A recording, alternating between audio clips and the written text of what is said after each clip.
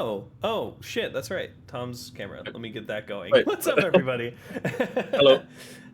Hello, everyone. Welcome to yet another episode of your favorite podcast. It's the Momentum Mod Team Q&A. I'm Nick, aka Gocnak, the project and development lead here, joined by some of my lovely team members, and we're going to go through some of the questions you've asked us in Discord, some questions that you ask us live, and yeah, just have a good time, show off. Well, just play the game. We'll talk about progress in O10 and stuff like that as well. That's our first asked question usually, but let's go down the list while I fix Tom's camera real quick. Who's on this? Nick. Yeah, Gordy's first. Damn it. So, hi everyone. I am Gordy Noki. I am the web developer for A Momentum. web developer. A web developer. I do some stuff, some smaller stuff usually. The recent stuff I did. Oh, what was the stream? Don't worry about it. Don't worry about it. Don't worry about it. We're good. I can't select the individual element. All right, we're good now. Sorry. Continue on. I see. The recent stuff I did was the Discord notifications. So with Sopo 10, you will have notifications in like our Discord server when the new map will be like published or open for public testing. So yeah, that's cool. Nice. Hi, I'm Mac. I am the mapper for Momentum Mod. I also do tooling, mainly BSB convert stuff.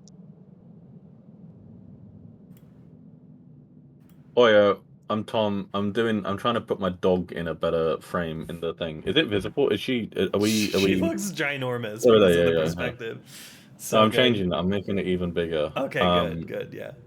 I do web stuff as well as Gordy, and game stuff and UI stuff and lots of things. Yeah. Where's my dog? All right, cool. So we'll get to our first There we ask go, question. Okay. We get it every single time. What has everyone been up to? Basically been as it's been for the past couple months, heads down work on O10O.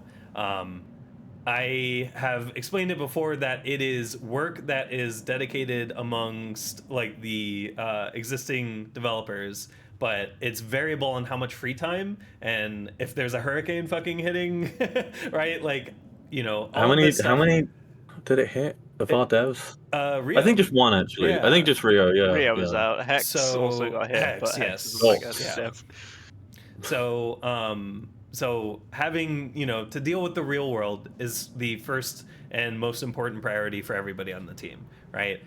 This is all volunteer work. This is all passion based. So you can't have that time if real life is taking that up.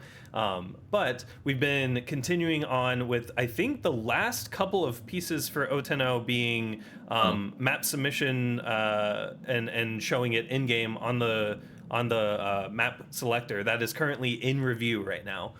So like pretty much in. But there's still some quirks and bugs. And then there's run submission as just the other kind of big leg of work needed. And that, I believe, is also almost in review. I believe Rio's finishing up the last bit of code for that. So it has been, again, just a lot of implementation work, testing that implementation work, which we don't want to push because, right, it could be broken and then just straight up, you know, like everyone's just gonna like see that it's broken. So we're making sure it's not broken, and then once that's confirmed, like good and like working on like everyone's accounts on like the team, hopefully, or other people that have opted into the O10O branch, that's when we can start to push forward with releasing like the actual full update.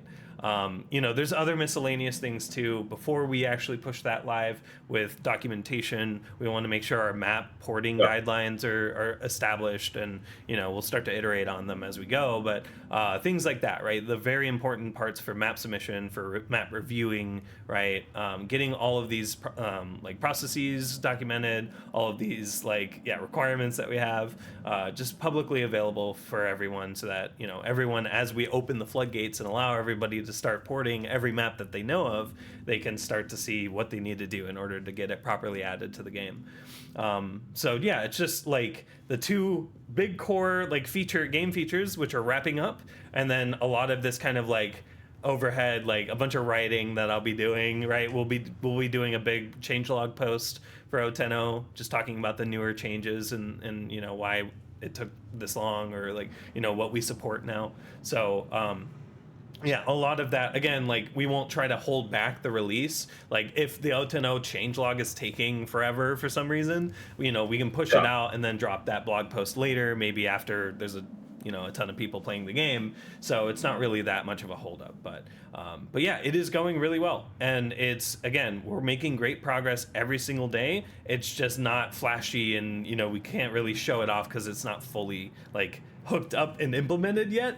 We can always show off like rough stuff, but yeah, that's kind of where we're at. And yeah, Tom, if you want to kind of give more detail as well, I'll hand it over. Yeah, I just thought I'd just clarify what I wanted to show off, which is a lot of the map selector, map submission-y stuff is working pretty well. It's just I have like 2 bugs that are really upsetting me, and I don't want to do the Q&A stuff and spend half the time explaining what the bugs are. Yeah. So we'll probably show it off next month.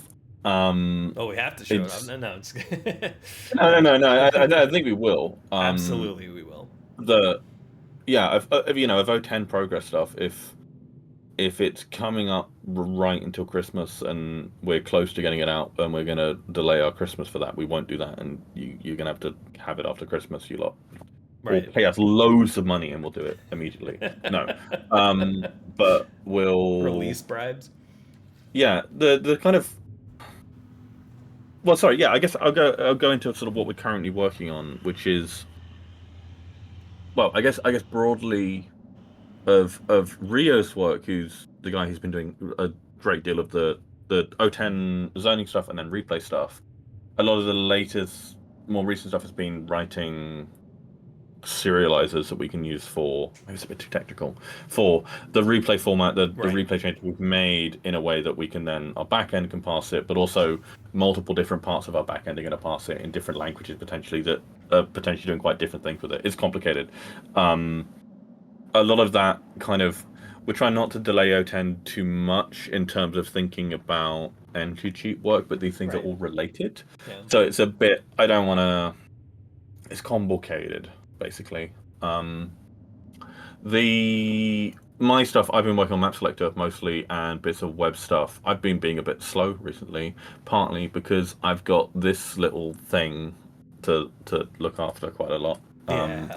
We've only been able to walk her and since yesterday, because she has been having a lepto thingy shots.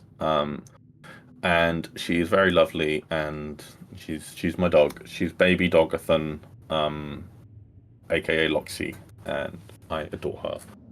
Absolutely adorable. Yeah. It's been taking out quite a bit of time because puppies are a lot of work. Oh yeah.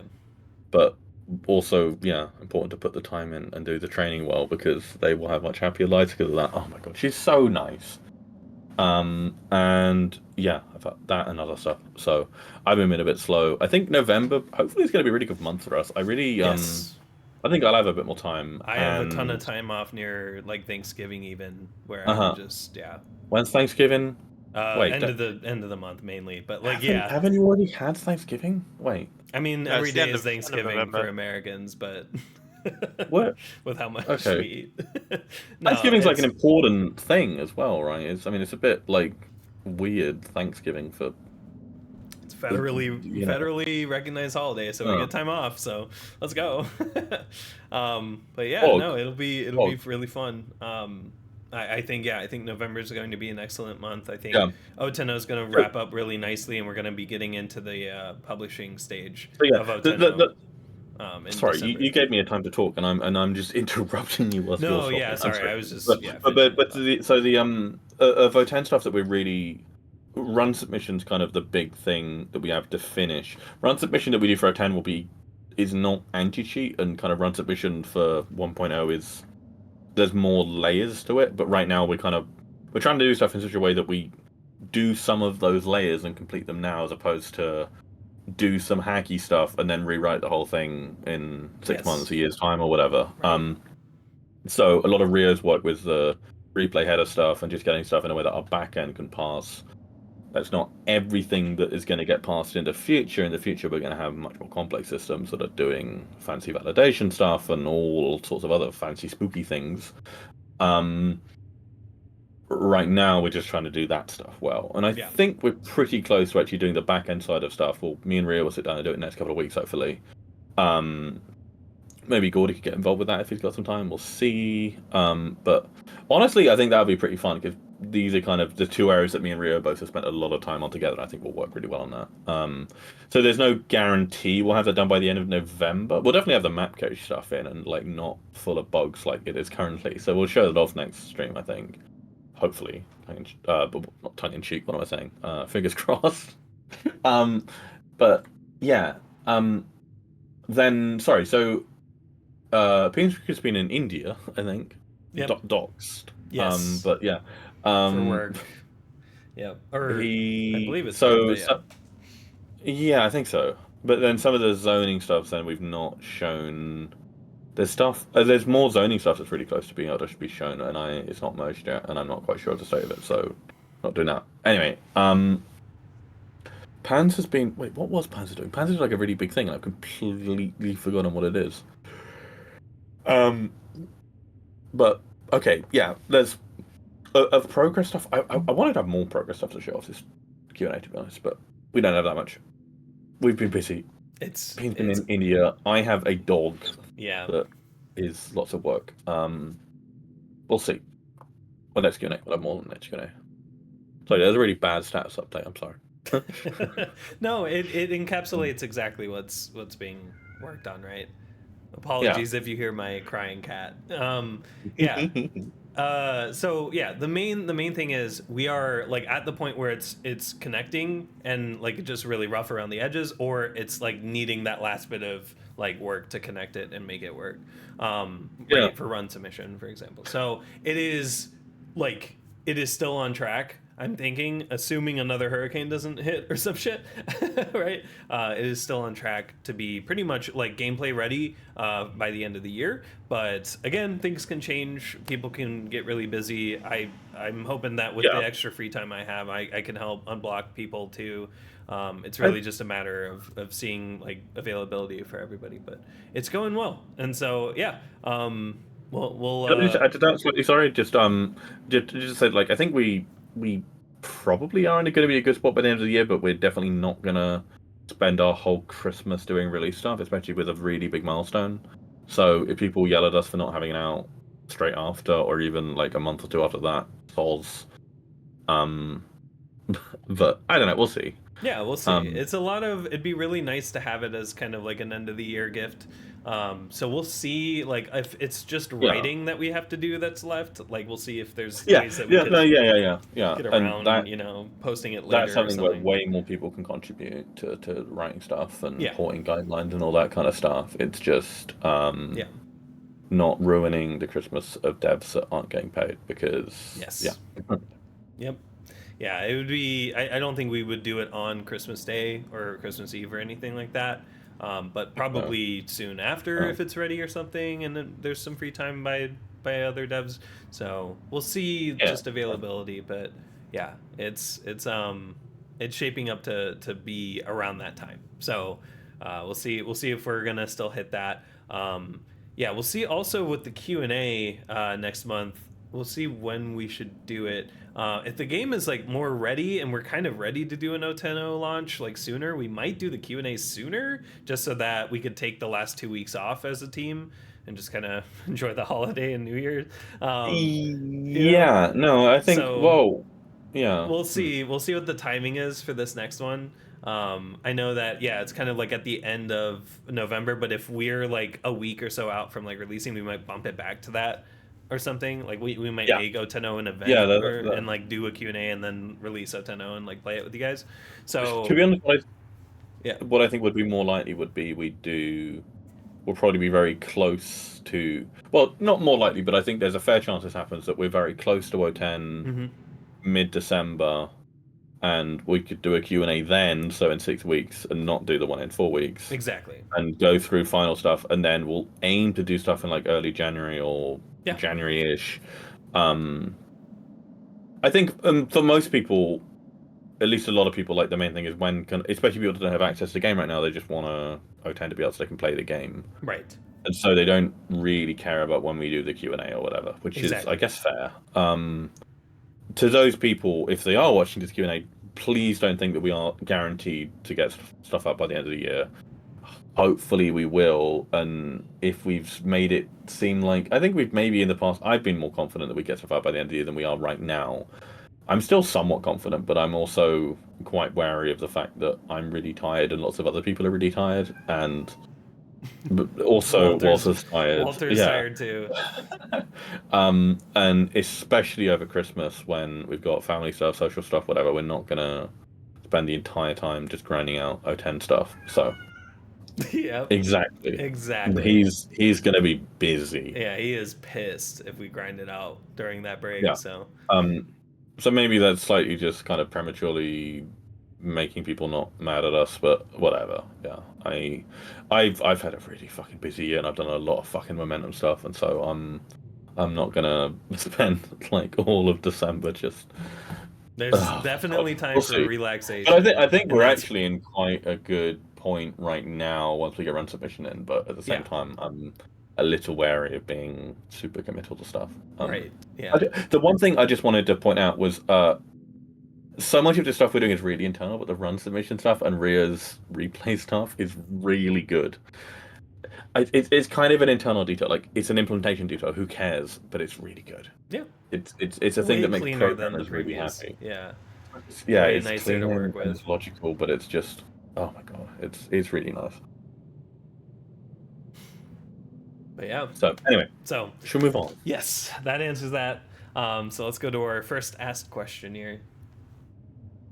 Oh yeah, I was gonna like jokingly do this. Wait, let me join the lobby.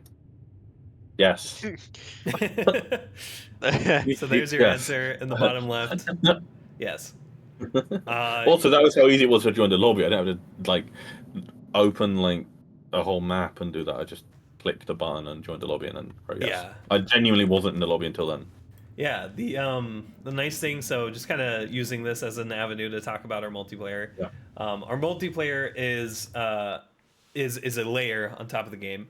So it's kind of hidden right now. Something we'll look into doing is making it a little easier to see, like, hey, this is like multiplayer, like this is how you create a lobby.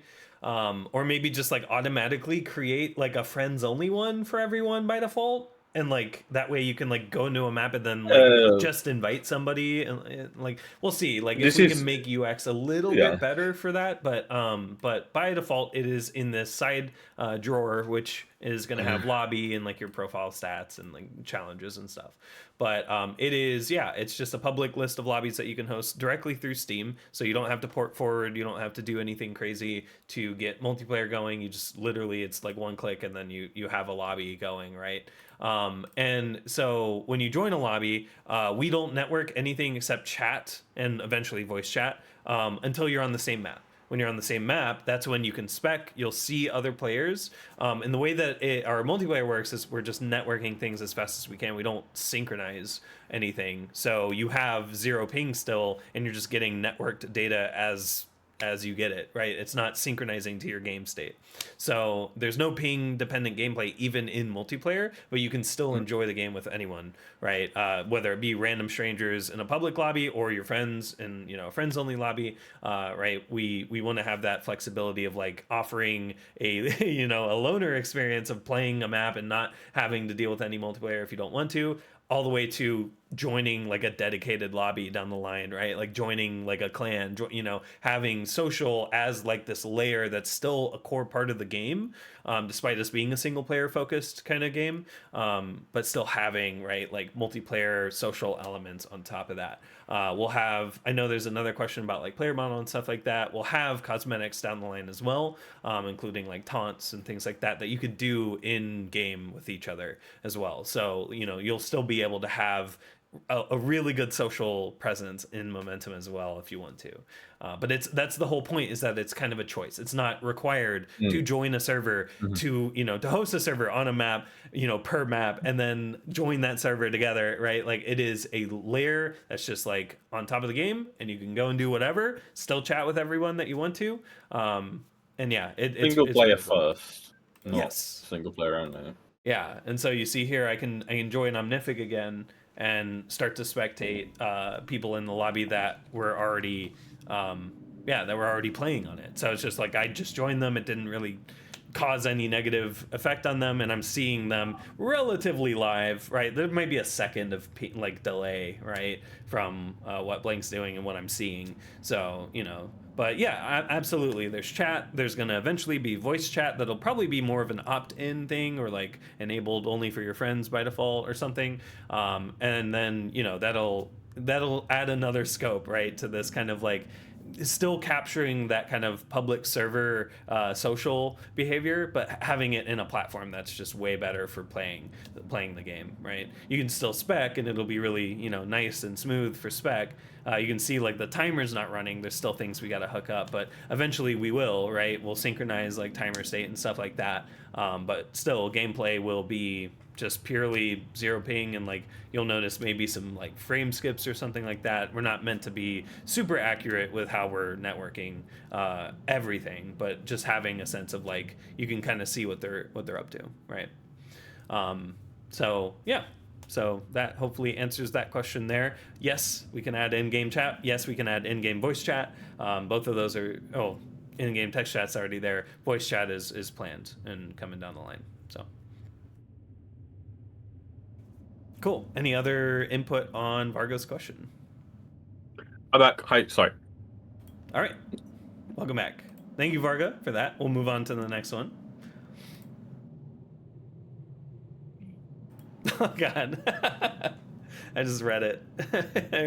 All right, Tom, you got this question too? Oh, I don't have the slides open. 1 sec. It's all good. Slides.google.com. Let me find them. Matt, you do it. Okay. How is the deadlift progression coming along?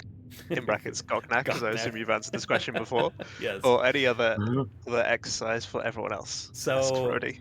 I have successfully increased my weights.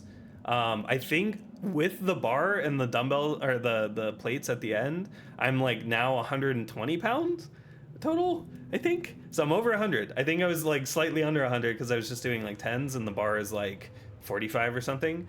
I now have added, I think, 25s and 5s. Is that right? Because then there's 30 or no. Oh shit, I think it's like 40. It pushes 100. I don't actually know the exact total weight, but yes, I'm making progress and it feels so good. It feels so good to see my strength improving. I mean, specifically, I don't like deadlifts. I like they suck. but I have been enjoying things like increasing my weight on like bench presses and stuff like that. That are a little more controlled, or like you feel better and not gonna fuck up your back if you fuck up, those exercises. So, but yeah, no, it's going well, and yeah, it's part of my whole trying to be healthier routine. So it feels good to see progress, and it feels good to just do it too, because it's working out and feeling much better than just sitting at a desk for 9 hours and doing nothing like I used to. So. We'll see how it improves. But you still do that, right? Yeah, absolutely. So it's to help counter it. I know. Yeah, my very sedentary, office work, and then coming home, and then sedentary like gaming and stuff like that, right? Like splitting that up with some working out and bike riding, going on walks and stuff. I'm getting back into like Pokemon Go because of it. Yeah, it's just a lot of like personal progress, and I just feel really good doing it. And I'm glad I started, and I can't wait to see where I'm going. Because yeah, I don't even sorry, hair in my mouth. Thank you, Walter. The main progress, right, is, or like the main sense of like, yeah, development's going to be like seeing just how much more weight I can like, yeah, start to either deadlift or like bench press or anything like that. So I know that's not like the end goal, but it'll be really cool to see just like how much more weight I can start adding as I get stronger. Yeah. I've been doing a lot of deadlifts and bench pressing and going for bike rides and walks and stuff. Nice. All the stuff that Nick said. No, I'm kidding. I just everything you said that was like an exercise, I just memorized that and then repeated it. No, yeah, I'm really unfit. But dog's pretty good, but she's small, So I need big Once dogs. she's ready to go on walks, you'll be going Yeah, every I single just day. go on the Stop. exercise. I go on the exercise bike and play chess at the same time and get Yeah. really Bench bored press your dog. after 20 minutes. Yeah, bench your dog. Yeah. Well, yeah. I mean, she weighs about 6 kilos right now. You gotta Yeah, but start while she's growing, that'll be like the your incremental progress. increase that you need. Yeah, exactly. Exactly. Start at 6. And when she Yeah. starts getting bigger. And then if you don't have enough weight, you'll just have to get another dog. You know, like Exactly. Yeah. And Yeah. eventually I'll have hundreds of dogs. that you'll be collectively Yeah. deadlifting. Yeah. No, but I'm really bad with exercise, but dog is good. So am I, right? Like Good that's the long- whole thing. I'm- That's why I started. It's just like I just was so bad with like motivating myself to do it. Yeah, So- no, good long walks with dog is good. And I've not had a big dog in like 5 years, so yeah. Oh, Blank almost had Almost. it. Damn. Almost had it, yeah. But yeah, so it's going well. I'll keep you guys updated if you want to keep asking this, Roady. It's up to you. But Just every month, yeah. Yeah, no, it'll be a standard. No, I mean it'll We be can put fun it to in see the template for the Google Slides. Yeah, honestly, I mean, like, how's the working out going? Funny, It's like and- how the game is going, and then how are you guys? Can we just have individually? assign an exercise to each member of the team, and then Yeah. everyone has to. Could we have a dog slide and I just do a different Loxy photo every month? I would be As down, she gets honestly. bigger? I mean, Quite yeah, good, if you wanna put little Loxy pictures in the Yeah. questions, because I cut it off for this Mhm. template or this this Yeah, layout. yeah. So just put them down near Oh, the we could- question. we could- Oh yeah, the question mark. The little question marks could be little Loxy photos. Anyway, yeah, you'll see more dog. He's a You'll good see dog. more strength. I'll start like flexing on cam for you guys. It'll be hot. Yeah, no, great. It's what we needed. Anyway, so, Oniva. yeah, thank you, Roady, for this question. We'll move on. Am I going back to reading or do you want to do it, Mac? I don't mind. You can read if you got the slides up. I 2D will O10 have in-engine recording at whatever FPS, even if SDR/SDR frame blending functionality comes later. I could Yes. kind of answer this. Maybe you can do it better, Nick. Yeah. Yes. We don't have this fully. We don't have it fully. I believe Oski was messing around with it. We do have a way to record gameplay to WebM. I think WebM. But yeah, there's Really, the or built-in. not just yours? Or... Okay. But it's something that we want to either integrate with SVR directly or have our internal like start demo or start record or whatever, right? Start demo. Maybe? I'm gonna get this wrong. I think SVR stuff it's a specific shader they embed in the game as a kind of post-processing thing that does Yeah. some fancy blending that I think we'd also have to embed in the game. Or also, no, someone said something about it being easier to do with FFmpeg the X11 or something. Yeah. Oh, well, hello, no, Walter. I think you do. Walter has I think you joined benefit the from Q&A. Oh, I don't have the video visible. He's very intent on blank There we surfing go. right now. Look at him. You gonna answer this question, Walter? We're just like pet pilled. Yeah, we are. Whoa. We're just pet owners now. Yeah. Our pets will finish momentum for us. So Okay, he's doing like we got rid of crazy some parkour. evil video stuff, I think, and then also you got some added some FFmpeg stuff. I feel like there's some aspect of the really fancy frame blending stuff that they do that I don't understand, and I'm not sure if we can do it. Oski would be the person to ask, who is not even a Momentum team member, just a PTZ team member who is great, and we talk to like daily. Yeah, it's not a big plan for a 10. So the answer to the question is the really smooth frame blending stuff I'd love to do, and all of that stuff is open source. Mhm. But it's not something that we get better recording. I don't know if how well does the It would just be removing the need to hook, but it would be a similar process. So yeah, like it would be really nice to just directly implement SVR, and you just hit like a button to record, and it takes care of everything. That's what it does, right? Is it hooks yeah. in, but it's still reading multiple parts of the buffer at a time, right? Yeah. And doing fancy blending stuff there. We'd also want to like remove certain HUD elements when we start recording and things like that to make. Yeah, I mean the screenshot command does stuff like that already and stuff. Right. And Yeah. but yeah, I think a big part of it would be getting the FFmpeg kind of stuff built in, or if we have full FFmpeg, and Yeah. if we ship like binaries for different formats and stuff. Like, I guess MP3 is easier and stuff now Yeah. anyway, right? So then, but no, Yeah, yeah, being able to the do really good recording and pattern stuff. expired. What I would love would be able to, if in game via UI, you could put FFmpeg command line arguments.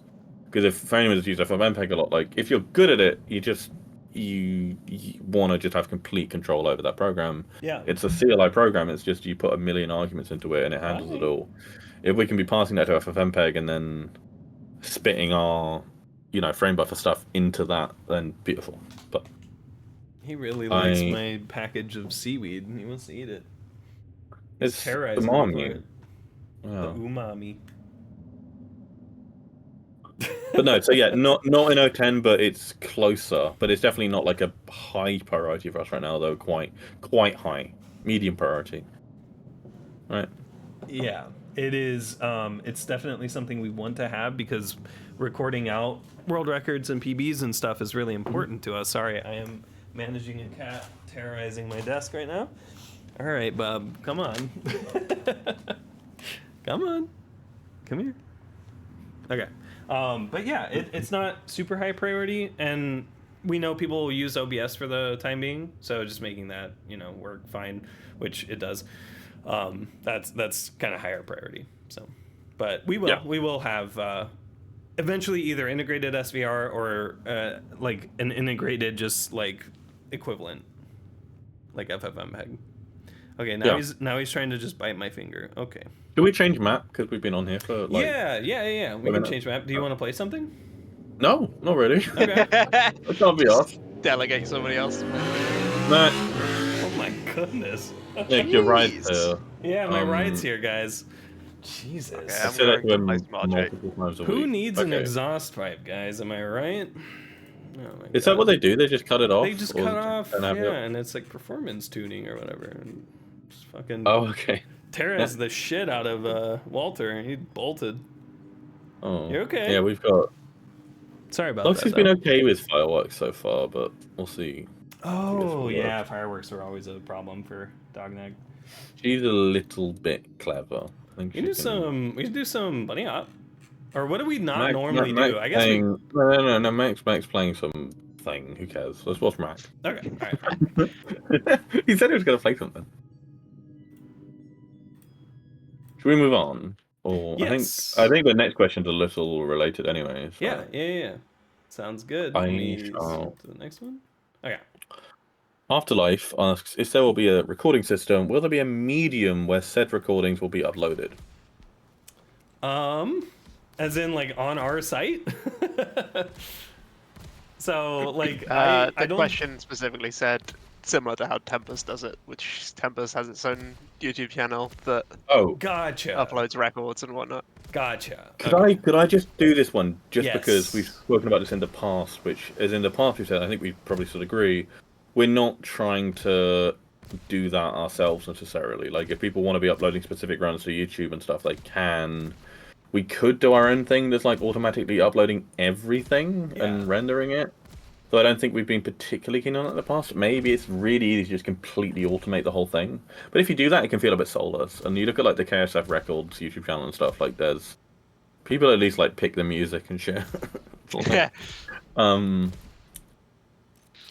So I don't know if the plan is to do. Maybe our plan has changed, but I think that was a plan before when we've answered this previously. Yeah. Was that's not something we're determined to like take the spot of being the YouTube channel that does that. Yeah. Is that right? There agree was, with that, Nick? Yes, there was discussion that our YouTube channel would be more highlighting things like Yeah. a mapper and all of the maps they've created, doing things like tournaments and hosting the tournament videos, right? Like those kinds of... the tournaments that we create. Sorry, because there can absolutely be community tournaments as well, and we want that. Yeah. But it would be like our mapping competition, if we do any mapping comps. Mapper highlights, runner highlights, right? If we want to interview like just a really good bunny hopper or something, right?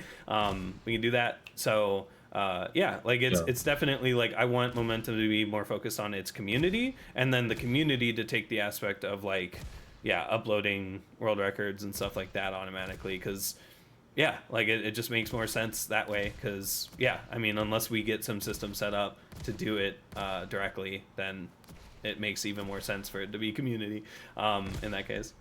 So yeah, I think it's really important when we're working on a project like this, it's kind of community driven and stuff like that. That doesn't necessarily mean that the community, as in us, that's driving that stuff is taking the lead on absolutely everything. yeah.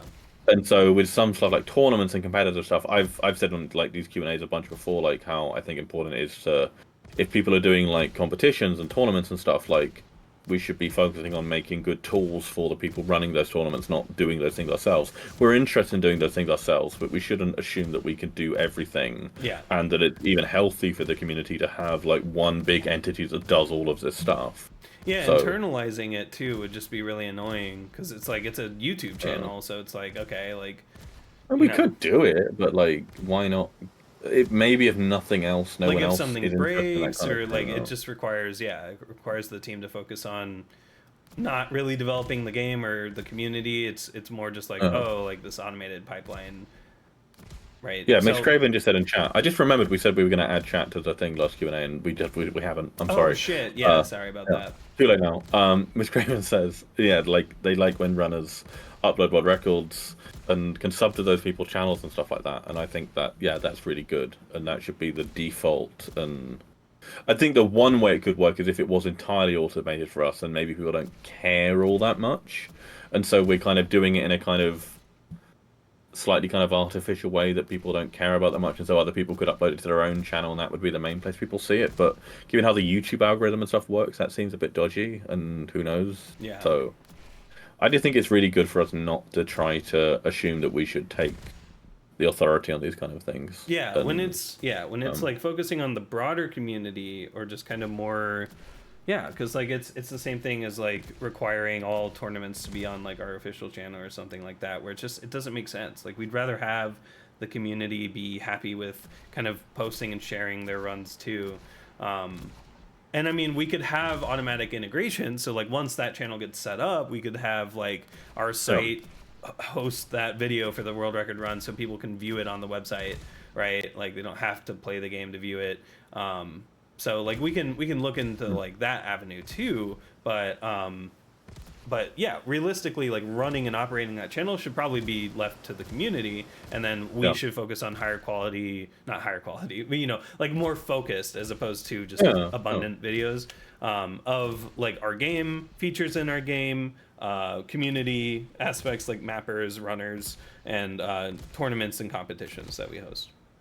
But also, like, when we say that we are right. part of the community, like, we are a community-led thing, that is actually true in some ways, and that we just are some random people, and, like, whilst we do have authority on, like, the leaderboard servers and stuff like that, like, we're not in this kind of position where we have some kind of commercial pressure or something to kind of force community stuff to like go under our guidelines. Obviously, if there's stuff that we think is really reprehensible sometimes, or something, some kind of weird community or something, like we don't want to encourage that. But like it's just like we don't need to. It's not in our interest to try to force momentum stuff to be kind of completely under one banner or right.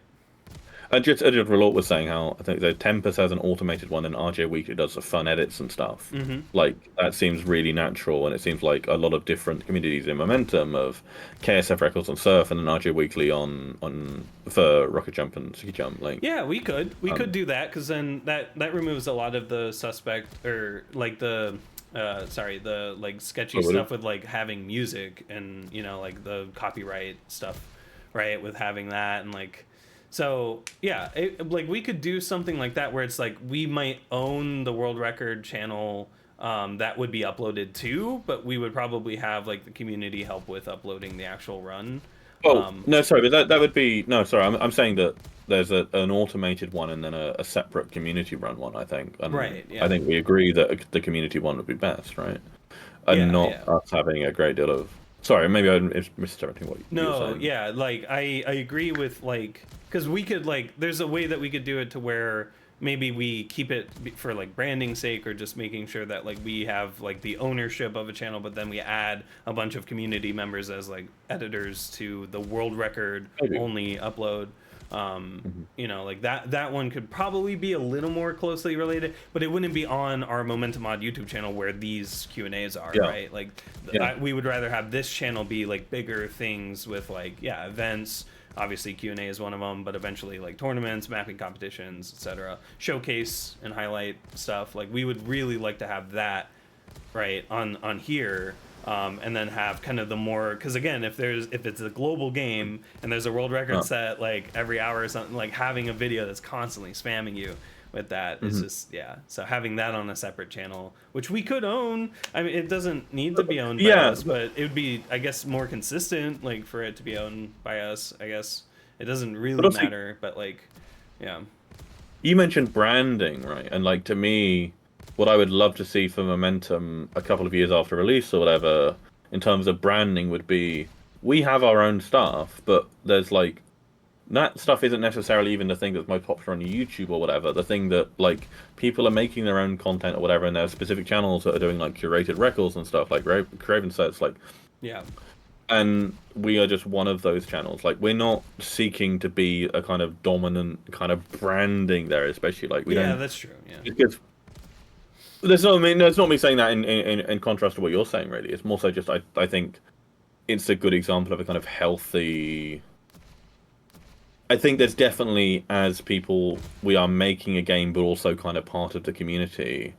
It's an interesting kind of question of how much we want to be. We certainly don't want to be dictating that community, right? And we want to be, especially because for games like this and game modes and stuff that we're passionate about, clearly, like, the thing that is something that's really, really important is random people just get involved and help out with stuff. Not necessarily involved with the base game, but just, you know, doing community stuff and YouTube videos, whatever. Like, just like, I don't know. I really like the idea of us really stepping back from this kind of stuff. I think that's I the right approach to take. And we have no need to be kind of overly domineering. Is that a word? Like the only thing the only thing we would overbear on is our own leaderboard and map selector. Right. Those are the two avenues that we're in complete control of, and we'll have. Well, but even then, but that doesn't mean that we need to be doing videos for every leaderboard run or like every world record and like other people making. I'd love it if our leaderboard was seen as being the leaderboard for these modes. So who knows if that ever happens? Given that, you know, most of these modes have really well established leaderboards, we're not going to be as arrogant and presumptuous to assume we can just take them over and suddenly ours are going to become more important or whatever.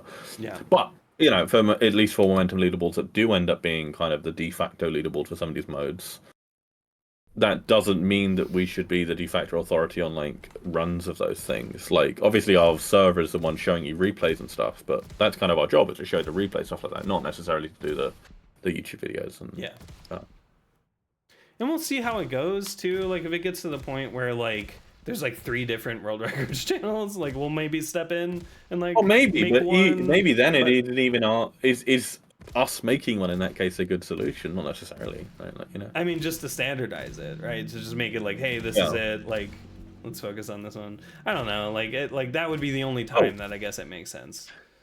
Yeah, but I definitely think our focus should definitely be trying to avoid doing that kind of, we don't need to dominate this kind of stuff.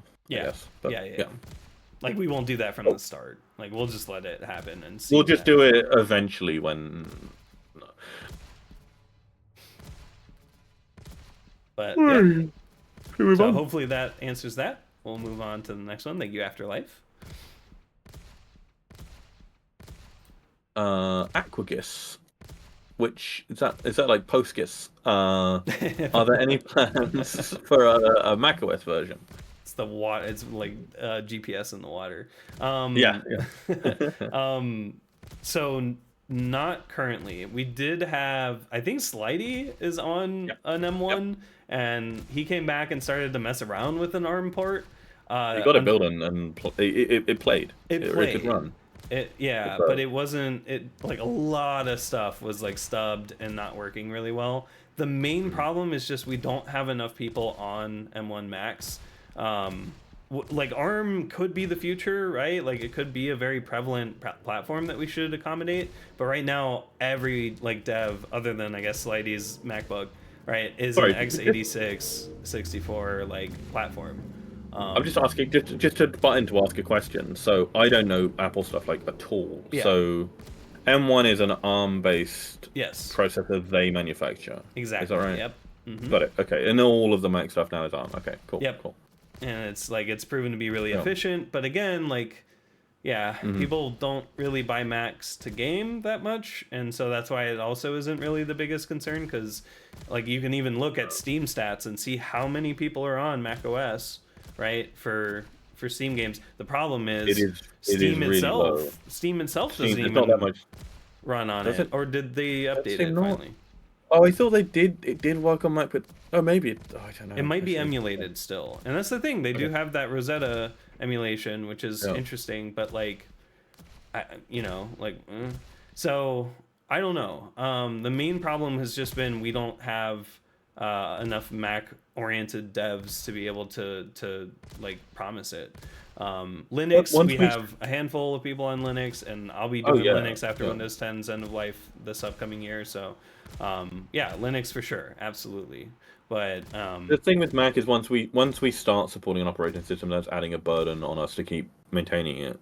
Yeah, we would have to have people that are even if Slidey can do a proof of concept, and even if we got it working in a stable form, for us to fully support Mac, we'd then be saying we're not going to stop supporting Mac, right? That'd be really shitty of us to say, oh yeah, Momentum works with Mac. Yeah, go Mac, go. Like, no, didn't like Apex drop Linux support recently? Also, yeah, good job, Mac. Yeah. This is good. I didn't realize that we were talking about this whilst watching. Macintosh himself, the son of Steve Jobs. Yeah, it would be nice to do. And, and especially with ARM, I think ARM stuff for us as nerd version losers, ARM's really cool. Sorry, extra flavor. But like, you know, the macOS stuff specifically, like it's really ugly doing like game engine support for different operating systems. Like if there was just libraries that we could use that abstract out a lot of it, that would be helpful, but there's not. And like even just fucking audio stuff, like we added lib sound file, but we still have so much garbage code around playing fucking wave files that we would have to like very carefully step through and see if we can remove, because it would just turn into one library like line call as opposed to hundreds of lines in like multiple files. But yeah, it's just like it's really tedious, and it's like a lot of this stuff is just better as like a ground up thing to do. So like now that ARM's a thing, I mean it's definitely gonna get more support. And like if it's the future of desktop or whatever, right? Maybe, but no, like I mean even just like the dev kits for like desktop stuff, like the Microsoft one was like riddled with like trouble and stuff. So yeah, like it's all about just kind of getting more comfortable with ARM first, and then getting maybe some MacBooks or something. But realistically, I'm gonna have to say no. It's just not in the plans. No, the one thing I wanted to say was even if relatively few people use Linux, and I say this as someone who's using Windows, I think we'd still put a great deal of effort into supporting Linux, because it's important. Whilst fuck Richard Stallman, the free software is important, and the fact that we do want to make a game that you can play on a open source system. Microsoft has done a lot to make developers more willing to use Windows, and I'm one of those people that they've kind of convinced, but fuck Microsoft and fuck Windows. Like we're always going to support Linux, and even if it wasn't really to our benefit that much, I think we would still do out of principle, right? And also we just have loads of devs that use Linux anyway. But like, Apple are barely less evil than Microsoft. A little bit less evil, maybe. Yeah, I mean, for AAA, it's a different ball game together, right? With EA and like them supporting, like I don't even know if Blizzard supports a bunch of if we support Linux games or not. But anyway, like the main thing is just like it's just platform capture. There's just not a lot But like, I mean, there are technically a lot of MacBooks, but then it's a question of like, are people really gaming on that because of just it's even pre-ARM. It was you had to use metal. You have to like it's not like they phased out OpenGL. God forbid there be an open standard that they follow. No, gotta use metal for some reason. Everyone says metal's actually quite good as an API, but like it's a separate API, so fuck that off. we have to learn and like embed ourselves into, and it's like as a general platform like game like that requires specialty, like a specialty engineer. But also, this is a big company that's making this library or whatever. We're going to spend less time conforming to that stuff than we are going to spend time making stuff that's compatible on Linux. Yeah. Like, we will always care about Linux because it is the, solid open source desktop OS. Like, I mean, just because there's no real reason we you need use to it pay for servers, so yeah, I mean, he is kidding. No, just to be clear, we do. He is kidding. We do use Windows Server. Yes, exactly. Actually, Mac server, but which is so is that a thing? No. Does that exist? Or probably it's POSIX, so I'm sure you could probably get some. Or pre-ARM, but no. What are we even on? What do we use for our stuff? We're Ubuntu or Debian. Debian, yeah. Debian, we are Debian. Yeah, it's really solid, really solid. Lockdown Debian stable. I mean, if I had like a billion like hours, I would look into MixOS, but I don't want to fuck with that. Nope. But everything's Dockerized anyway. Yeah, exactly. But we mostly use Debian-based Docker containers now as well. Our backend we're doing Debian, not Alpine, because of libraries and glibc. Yay. Well, Musel's actually just not that fast. Yeah, I guess the main reason, like, it just isn't. Yeah. Sorry, I mean. Walter is on the bed. New stuff's bloated, but it's fast. Walter licking himself show. Let's go. Beautiful stuff. Should we move on? Yes. Yeah. Okay. Is this a regex? No, it's just a thing. Okay. It's a crown. Are you still giving out 300 grams per week? Yes. No, actually no. We're giving out 350. 350, so. But we're doing drops. There's like 30,000 people in the queue or whatever. It's probably more. But wait till 010. 010, you'll get stuff. 010, yes, or hopefully that by the end of the year, we might not. So please sign up for the playtest. Please do that. Sign up for playtest, wait till 010. Yes. All right, next question. Larzie, is there going to be a campaign mode? Yes. You can do the thing. Yes. So the goal for 1.0 is to get the game out and like fresh leaderboards and like pretty much permanent with like every game mode that we have supported pretty solid and like tons of maps for it, learn mode fully done, anti-cheat obviously fully implemented and a good report system in place and things like that. So just making sure 1.0 solid. 2.0 is the planned campaign and kind of like last main milestone release of the game. Well, obviously we'll continue to support it.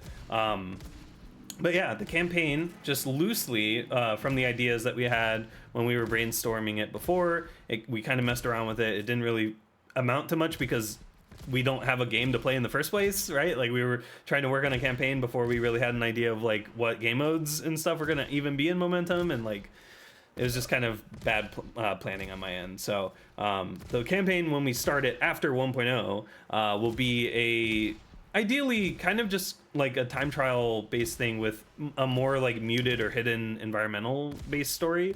So like for those that are used to the gameplay, they'll be able to not only learn how to play that mode through playing it, but they would also very much get like used to it up to like tier 3 is like the difficulty that we wanted to get up to. The original idea was to have a kind of like a tutorial section you start off with, and then you go into a hub world, and there's 5 worlds. And so like you just incrementing, difficulty. The idea is that each of the worlds have a completely open hub, and there's like up to like 10 individual levels and then an ending level. And the idea is that the ending level has like ramps or blocks or walls or whatever that are that only become solid when you do specific stages in the world. So then the idea behind that is that the route for like getting a faster speed run is more risky because you choose which stages to do to unlock like the solidity or the solidified parts of that final level, and then you have to do either a harder final level or just you do all of the stages and it's like pretty easy. It would be, you know, just like another stage. So that's the kind of goal there, is to like really just teach you different mechanics and then have that last like level in the world be like kind of a like you did it, right? Like how much you've done, it makes it easier. You do that up to the, you know, 5th world, it would be around tier 3 in world 5. We can have, you know, more things, right? Like that's like there'd be more to the story than just that. But like on the surface, right, it would just be that kind of flow of like you go in, you learn how the game mode works. If you know what you're doing, we don't hold you back, right? It's just going to be basically sectioned things, and if you know how to do things, you'll be able to fly right through, right? We'll even probably have like funny quips or whatever about how quick you're going. No quips. I'm just kidding. Anyway, but yeah, that's the goal, is like having, and the way that we want to design it is that this method and the story will make it so that we could add other game mode campaigns in the future. So it's not necessarily like locked into like, oh, this is a surfing campaign, like, and we're gonna write a surfing based story or anything. We're not gonna do that. We're gonna have a more general thing that might be a little more meta than a lot of people might realize. So yeah, I'm really excited to work on it, but yes, it is unfortunate that like we have to get out 1.0 first before we can really work on it, because the campaign is going to be awesome. Like I want to have like when you beat the campaign, normally when you beat World 5, it unlocks speedrun mode, so then you could just like have like a fresh save to like run through in one go and like have a timer throughout all the levels that you go through, and then leaderboards for that. And then yeah, obviously the 100% like true ending stuff is very fun to think about and like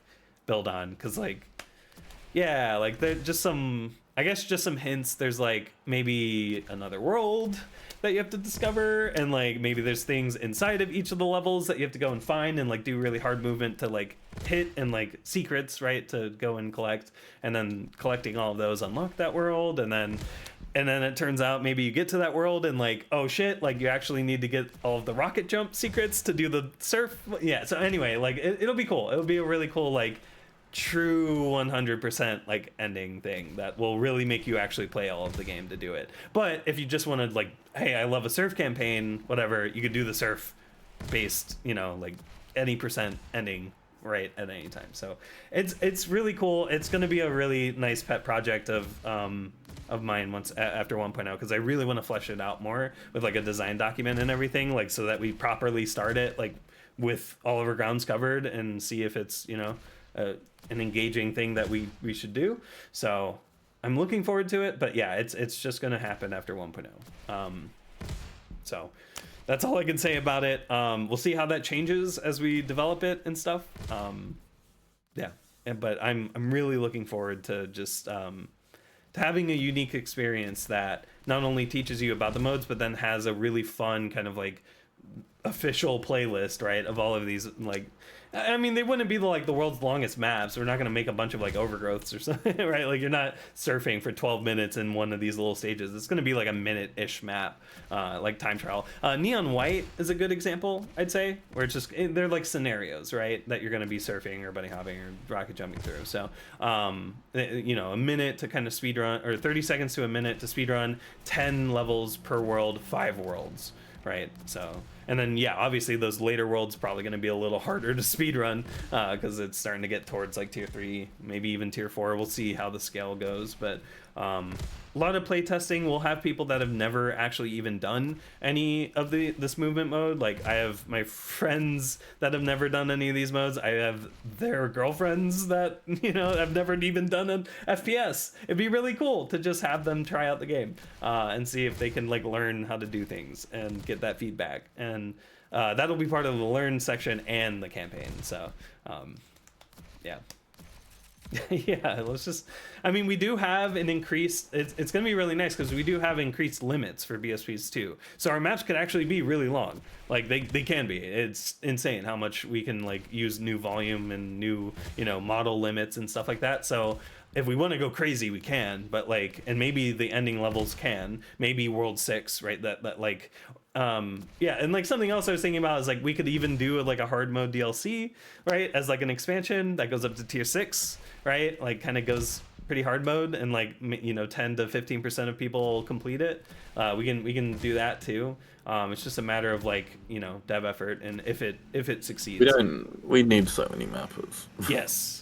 That's the main problem, is that we would hope that 1.0 brings in a lot of interest around, mapping again, and the game and the community. So we're just focusing on 1.0 and making 1.0 a really great platform and experience to hopefully draw people in that would be willing to help work on that. So, yeah.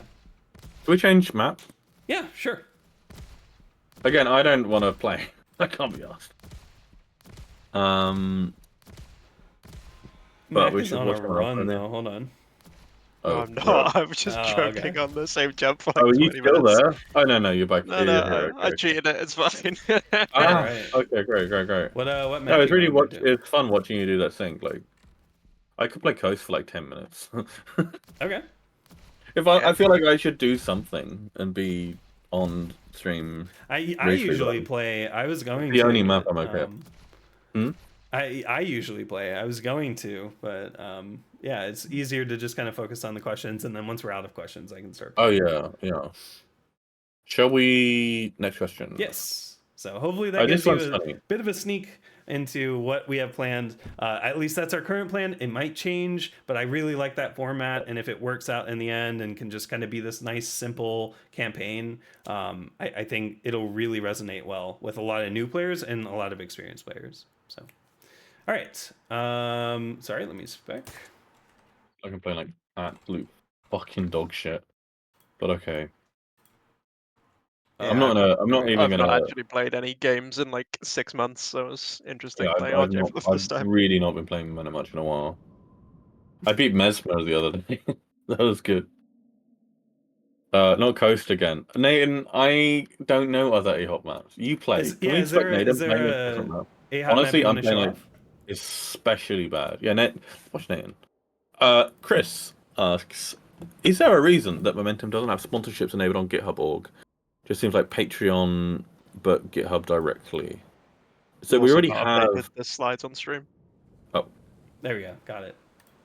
So the main way we take donations is via whatchamacallit, Open Collective. Most of the work we do is unfortunately closed source because having engine license means that we cannot make our code open source or like a game code, which is really unfortunate. And so I don't know quite how GitHub sponsorship stuff works. A lot of the work I do, and Gordy's not here anymore, but me and Gordy both do quite a lot of quite public work because we do stuff on the website, which is open source. Everything that can be open source, we open source. But the bulk of the base game can't be. It's the engine game stuff. So if sponsorship is that's per org, then I don't know why we'd prefer to use Open Collective.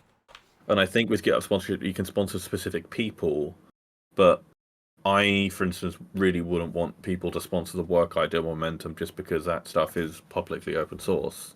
Because there's loads of other people doing work that's closed source, but equally important, and they're also not doing it for any financial benefit. So, I think that's probably a decent answer, right? Yeah. Like, it's I've not used that system. I've never sponsored anyone or been sponsored on GitHub. If it works, then great. If some people are actually making like serious money from that or a living from GitHub sponsorship stuff, that's fantastic. I've seen some people that seem to make really quite a lot. There's Cinderez or whatever his name is, the Node guy that does a lot of JS stuff. Who I think the guy who does what's that silly linter thing, Unicorn. I've seen some people that actually do really seem to make a lot from that, which is great. Though, how you really fund open source stuff well, I think GitHub sponsorship probably aren't like the ultimate answer to. But yeah, the main reason would be that a lot of our stuff is not open source. We would not if people want to sponsor the whole organization, use Open Collective. Otherwise, we wouldn't want the people doing open source work to be prioritized over the people doing closed source stuff that's equally important and not for profit. So yeah, money stuff makes things complicated. Open Mhm. Collective is just the best platform, and luckily we can add that in the sponsor link. Like I think we linked to our Open Collective, but yeah, it's also just a Yeah. matter of like Yeah. I don't want to give GitHub our money when we're Oh, do they take a cut? Yeah, yeah. It's probably they're doing the payment yeah, yeah, service. yeah. But Yeah. it's mainly just like Open Collective's really nice because we can be very transparent about our receipts and what we're spending Yeah. on. Yeah. Yeah. So when we start using the money to pay for servers, for example, you can see exactly what we're paying. Or And current that's stuff like hardware and team hardware stuff. Like I yeah, bought some RAM recently because I'm constantly running out of RAM on New Momentum. yeah. So My you guys RAM pay for sticks that from me. died. No, I'm just Oh kidding. yeah. I have a new But build also coming, that but I does won't allow take us to that be out. kind of intelligent about stuff. Like if you're in a position, Nick, where you're financially okay that you can pay for your own server stuff. Yeah. Or sorry, not server, computer stuff, then Yeah. then good. Though there'd be no problem obviously with you getting money from the OC. But it really does depend on specifics of like who on the team is making more money, or just you're just in a more financially precarious situation or whatever. Like Right. We're not going to rinse out all of our money on building me the next 5090 dream machine. Right? Like we're not going to do that. Yeah. But also it, we're not trying to do stuff in a way that's like perfectly democratic and like breaks up everyone on the team is getting paid the same amount of money or whatever, because that would right. just be impossible. Yeah. So, yeah. And The there's past current OC contributors stuff, and stuff. Yeah. Yeah. It's current rough. OC stuff is pragmatic but also open. So. Yeah. And yeah, you can see our networking could be a little glitchy, especially when it gets up to max val. I don't know why that happens. Yeah, what is that? I think it's failing validation because it validates if it's less than like max speed, but maybe it's a little over, and so it just drops the packet.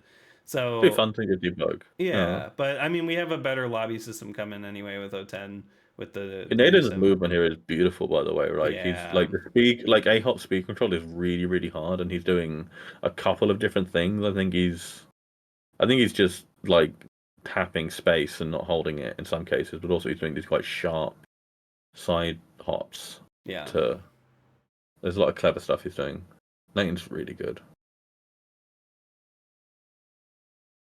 Yeah, there's a sick shortcut that they can do too. But yeah, so hopefully that answers that. Yeah, Open Collective's just our one-stop shop for donation. If you like the thing that we're doing, that's where you can help support us, and it'll go towards team member hardware as well as server costs. So yeah, cool. All right, next question. Moving on, flyrss. Is it normal to not be accepted after requesting for over a year? Something like that. Yeah, it is. That's the about drop the rate. average. Yeah. You do it, Nick. I'm talking too much. It's okay. That's about the average. So our drop rate is 350 a week, and there's roughly at any given time 30 to 35,000 people signed up in the queue. So yeah, it's pretty bad, but like at the same time, the selection process behind this was just to trickle people in to get feedback over time. That was the main goal, and I think if we opened up the gates right now, our backend would maybe catch fire. If it catches fire, we're not fucking fixing it. Yeah, that's the main problem. Is like it might catch fire, and that's a problem if it does because we don't want to rewritten fix the that. backend, so we're not fixing that old fucking. The new backend that we've rewritten is ready, but it now needs the game client to be ready to kind of interop with it, and that's what we're working on with the run submission and everything. So that's almost done. So like the idea now is that O10 with this new backend and metrics and all of these things in place that we're excited to have and be ready for. Like for the influx of people, that allows us to publicly release. So O10 will be when everyone gets access to it, because it's now a backend and a platform that we will have a ton more content on, right, with open map submissions. And then, we want to see where things are breaking for people, where people are having issues with just, what the fuck was that? With just general... just general like game related problems. So it's nice there. Whereas right now you would get in and like, maybe our backend might not explode, but like if it does, it's really annoying because we don't want to go back and try to fix it. We'd rather have it be just new stuff forward and then everybody get on that. So that's our current plan. And yeah, I'm very excited. I'm assuming it's flyrss. But yeah, I'm excited for flyrss. I'm excited for players to just get in to the game finally, and we don't have this question anymore. It's not that we love to see this question, because trust me, it's like after a couple years of it, right? It's a good question, but it's like it's definitely something that we're trying to solve right now. Well, Nader's movement is good. Yeah. How clean are those ASHs? Fucking hell. It's crazy. I'm watching on a delay. Sorry, I'm just watching the Q&A stream. But yeah, Jesus. No, you're okay. Yeah. So yeah, hopefully that answers that. It is just that's about the average was 350. It is a fully random distribution of who gets in. It wasn't for a while, but then we yelled at Steam and finally got it fixed. 4 times. Yeah, it took a bit, but it is now fully random. But again, like we're getting to the point now where at O10 we're very confident that we can host the over 80,000 people that have signed up and either are waiting or have gotten into the playtest. I know it might not all happen all at once. That would be fucking insane if we got 80K like when we drop this. But I'm assuming we'll get probably a couple thousand at once, and then it'll probably trickle as people see that there's not a lot of content yet. I know there's a lot of people waiting to just play, and like O10.0 is not gonna, once we drop O10.0, it won't be just playing because there won't be a ton of maps. So like you might play like 3 maps and be like, okay, crap, I gotta wait. So we'll see how that goes. But O10.0 is the target, so just stay up to date with that. Be in our Discord. All right, you have to be in our Discord to ask these questions on these slides. So you're already got the first step done, right? So just stick in our Discord, and yeah, you'll get the glorious ping. I'll be pinging everybody because it's a huge fucking update, right? Like I'll be pinging everybody, and everybody will be able to get in. We will still use the playtest app though, because we want to kind of make sure that 1.0, by the time we get to 1.0, it's a clean slate. Everybody starts at the exact same like level, and no runs on any leaderboards. Maybe team runs. We might do like a leaderboard whitelist for team members to get pre-populated dev times or something. But like yeah, other than that, right? Fresh slate for everybody, and yeah. It'll be a fun time. Yeah, so it looks like we're dealing with some ping, and that's okay. This is what it looks like in Momentum. Very interesting. But you can see how it's still usable. Like you can still see I think the guy talking about ping was talking about you pinging about the update. Oh, that too. Yeah. Sorry. Oh, there we go. Now I got the skip. Yeah, nice. Easy skip. Should we watch something else? Again, I'm not going to play. I can't be honest. Do you want to show off another map? Yeah. Someone play something. I'm not playing. I can't be asked. Yeah, next map. Yeah, like here's me doing this shit. Yeah. Why don't you play? Shall I do the next question? We've gone to forward. Yep. So I'm going to assume that Nick's on the right side now. 2D. I did not hear parkour mentioned recently. I understand it is hard to get mechanics right as it is source code. As for it, source code is not available. I cannot read. Is it still coming in further future? Yes. We don't have the source code. We're very unlikely to ever get it unless some of the respawn people want to give it to us. I don't know whether they would or could. Well, is it alright if I answer this, Nick, or do you want to go for it? Go for it. If we had to, well, actually, I don't really know, because I don't really know what our stance on reverse engineering and stuff is even at this point. I think we would be just going for pure, just trying to mimic the mechanics with our current movement system, which respawns is very likely to be the same as, and we're not claiming to get the code 1-to-1 in the way that with TF2 and whatever, like it's genuinely the same code. Like there might be some other engine differences, but the core movement code is the same. Titanfall 2 is still based off of Source, and which is itself kind of based off of Quake and has a lot of got these kind of same movement functions, stuff that gets called every frame and decides different stuff or whatever. Does parkour stand for hide and seek? No. No. H&S stands for hide and seek. Wait, for H&S? What? No, Yeah, and they're Seek different. is H&S, and they're different. Parkour Yeah. is Titanfall 2 based movement. Yeah. That's our plan for it, right? So I mean, parkour could be loads Do we of still different have things the with different game movement in modes. 09, or did it get removed? I could show I up. think we nuked it in Rio's movement refactor stuff, so it's gone since. No, it's not in.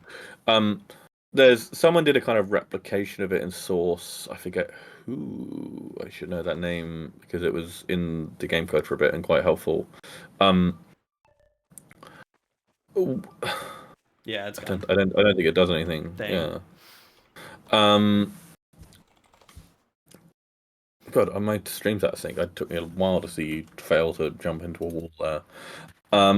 Like for replicating it and doing it accurately, it sounds like it's probably going to be a lot of trial and error and understanding some of the engine similarities, but also just kind of the. At the end of the day, I guess it is ultimately the same kind of inputs that a player provides of keyboard and mouse. There's a lot of I don't know. There's a what the lot plan of is. small details with the movement that the Titanfall 2 speedrunning community knows really well. There Yeah, was exactly. a member of that Yeah. community that was helping us implement it That originally, but fun yeah, Finzi. And it's just a matter of like, do they want to help out in the future again? Because they're very knowledgeable on it. Otherwise, it's going to be a giant reverse engineering thing. We could revive our old code that we had for parkour, and kind of just dig through the original implementation and just keep tweaking it. That's kind of our route if we don't get any kind of like reverse engineering done or anything. But yeah, realistically, it's just kind of like seeing how Titanfall 2 does their movement, and then wow, that was so clean. What the fuck? We barely made it. But yeah, it really is just a matter of like, yeah, we're gonna have to work on the movement and how it feels, but it will be Titanfall 2 esque is the goal, like wall running, kind of maintaining, because I know like it's kind of a change of pace compared to other modes, but then again, so is like conc, right? Like where it's like you're not really going like this. AHOP's a really bad example for like speed of other modes because most of the time, right? Like even bunny hop, like you have to kind of build up to the speed, and you're not really launching everywhere. Speed is right? free at this point. Like Yeah, AHOP is really free speed. So The hard part about AHOP is going slow, which you need to do in certain spots. yes, speed control, limited AA. yeah, and This is a good example of a map for it. And so we'll hopefully have people that can help out with implementing parkour in some capacity. It would be really nice to have, again, we did this for Defrag, to have dedicated devs that could just only work on it and know it really well and can fix it and stuff like that. But this is the main thing, and this is why we're not doing parkour right now, is we don't have people we can just license to just do parkour for us. Exactly. With Defrag, sorry, the last two modes we've done have been Defrag and Climb, which are both kind of multiple modes in the new system or whatever, but categories, whatever, game modes, whatever. Yeah. Like we brought on, in those cases, we brought on Game Chaos, sorry, Lumia and Game Chaos, respectively, for Defrag and Climb. Yeah. So we don't have someone like that for parkour, so we're not working on parkour. We're not going to spend, I say spend, which sounds quite weird. A specific dev currently doing momentum stuff isn't going to work on parkour. If they really wanted to and they didn't want to work on anything else, then we couldn't really stop them. But I'd be a bit annoyed if they were doing that and not like the actual core game stuff. Like there's this kind of meme that momentum is taking ages because we're working on specific game modes. We're not. We're working on the platform, the game, and sometimes we bring on people for specific game modes. Usually, those people then come on to stay on and do other more general momentum stuff. So, no. Someone else says Defrag strafing have snap zones. Yes, it does. Yes, yeah. And we have Snapper and the crazy new thing whose name I can't remember. Primehard. Primehard, yeah. We have alert shit. Yeah. I'm tired. All right. Well, yeah. Hopefully that answers that question. It is coming in the future in one way or another. So, all right. I like this question. Meow. Does timestamping a VOD take 2 weeks? Why the delay with the uploads? So yeah. Usually we'd have Toop around. She does Toop timestamps a lot. sometimes does them. I forget if she did some of them this month actually or last month. To be completely clear though, like Toop offered to start doing it like a year ago or something now, and she's been great in doing it quite frequently, but is absolutely not expected to do it. Yeah. And Toop not wanting to do it is completely fine. I think I gave Toop the like private YouTube URL before it goes public. The day after this, or the Saturday night, the Sunday night, whatever. And I think she responded pretty quickly saying, "I don't have time this month," and then I completely forgot for 2 weeks. I think I mentioned it once to Nick actually, and then we both forgot. Afterward. Yeah. I was like, oh, I might look into that, but then I forgot that I uploaded the main, it. especially with momentum, but we have a lot of random shit to do all the time. It's just the nature of projects like this. Yeah. And then other work, other stuff in life. It's just 2 weeks is pretty unacceptable. I think 2 weeks is the worst it's been. I should say unacceptable. I mean, if other people want to do it, I mean, 2's been pretty good. We could be putting it just in the Discord before we release it on YouTube and let someone else do the timestamps or something. But I don't know. It is like it's one of those things where it's like enough time that it's like a chore.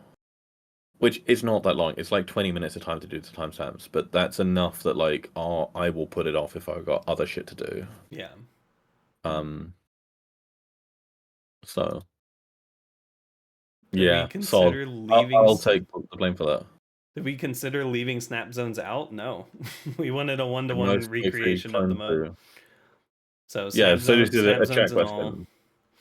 Yeah, with Defrag we're trying to basically do Defrag completely accurately. We're doing CPM and VK3 and also vintage, which is like the weird DBT kind of thing, which I don't understand. Yeah. Oh, okay, yeah. The focus has been to get the core stuff happy for existing Defrag players, whilst not trying to be. I mean, the core movement is completely one-to-one, and we're not gonna not do something the way Defrag does for an arbitrary reason. If there is a reason, it would have to be quite a good reason, but certainly like something like jump. The main things that are gonna probably end up being different is like overbounce behavior, so that they're completely consistent instead of being able to like overbounce on ramps and stuff like you can in Quake. We're just gonna not have that be an option just because it's inconsistent and kind of awful. But for instance, everything else will be the same. It's just inconsistent stuff that isn't good for leaderboards. The thing that's most controversial for us is, sorry to Nick, just as the momentum thing is most of our other modes, like you can see Dirt Shooting now, has auto jump, which we're not doing for Defrag. It's the same, it's buffered space jumping or whatever key you use, mouse 2 usually, I guess. Like we've had endless conversations about like I personally prefer auto jump because I'm a noob, but we're not doing auto jump. That's not the leaderboard is purely for the standard Defrag mechanics, and that'd be a really good reason to not do a mechanic like that. Yeah. Like Max said. I was just going to add that, removing inconsistency was one of Momentum's main pillar of design. Yeah. Right? You don't have a connection to a server, so no inconsistency with ping. We removed a lot of bugs with movement, like surf and wall bugs, right? Or ramp bugs and wall bugs where you get stuck on geometry or like in the wall. So like a lot of that has been removed, and it's in favor of consistency and just expectation, right, of like how the gameplay is. So you can surf on displacements in our game, and it does not freeze you unless the displacement's like completely fucked. Like but if the collision makes sense, like the traces are fine. Like the core issue is the traces no longer exist. Exactly. But just to go back to MX's question, even though it isn't a slide question, this is just in Twitch chat. considering leaving out slap zones was never a thing that we consider, because I mean, just the goal isn't to dumb down a mode when adding it to momentum, right? Like Yeah. there's definitely cases where we could do that in other modes as well. I guess you could maybe say with the plus strafe stuff that we've kind of tried to nerf that, which is kind of dumbing down. Though I don't think the nerf in what we're doing now and proposing is that significant anyway. But it's just obviously something. But the one thing, I guess, just to finish with the chat question, is Caustic saying you'd have alternative defrag with auto up and no snap zones. What we're very wary about in those cases is splitting leaderboards, because then suddenly runs in each leaderboard kind of becomes less valuable. So Right. we're trying to avoid sub that. modes you have, Yeah. the more Especially if you give fragmented. new players like a thing that like makes that mode a lot easier. Like you don't want to encourage them to just do that because it's easier and then they get stuck with that. In some cases, maybe that's good and maybe you end up with a better mode, but usually not. Especially you don't want to do that when you have a mode that has a whole lot of history like Defrag. So yeah, and the Defrag community has been really helpful with getting the game to feel Oh, good God, and feedback on it. So it's been really nice just doing this. And I mean, yeah, it's if we pull it off well, it's something that can just add a really good value to people that have, again, never ever done Defrag, like a bunch of like modern bunny hoppers, surfers, or something like that. Or people that have done it before and haven't in a long time, or people that have regularly done it now have other game modes that they could also play if they want to, and not just Defrag. So it's just a really cool like addition, and it's kind of the grandfather of all of these modes if you think about it, right? With Quake and Source being from Quake and stuff like that. So you think about something like, how a lot of CS pros enjoy surf and b-hop and climb and stuff and appreciate it for being a complex thing that is kind of respectable because it's something that takes endless mechanical skill. And like, they stream on Twitch or whatever, loads of people. Like those are often the ways that like people get into different modes and stuff, especially in the Twitch era and stuff. And like with something like Momentum, we really hope that people that are, getting into Momentum just through surf or whatever, can then see that Defrag is this thing that, even though Momentum will have completely separate leaderboards and stuff, you'll still be able to see players that are incredibly skillful and clearly didn't just learn in Momentum, and can realize that just because surf is something that's like in that category of kind of first person, very mechanical skilled racing stuff, like there's other stuff as well, and hopefully get just that nice kind of, I don't know.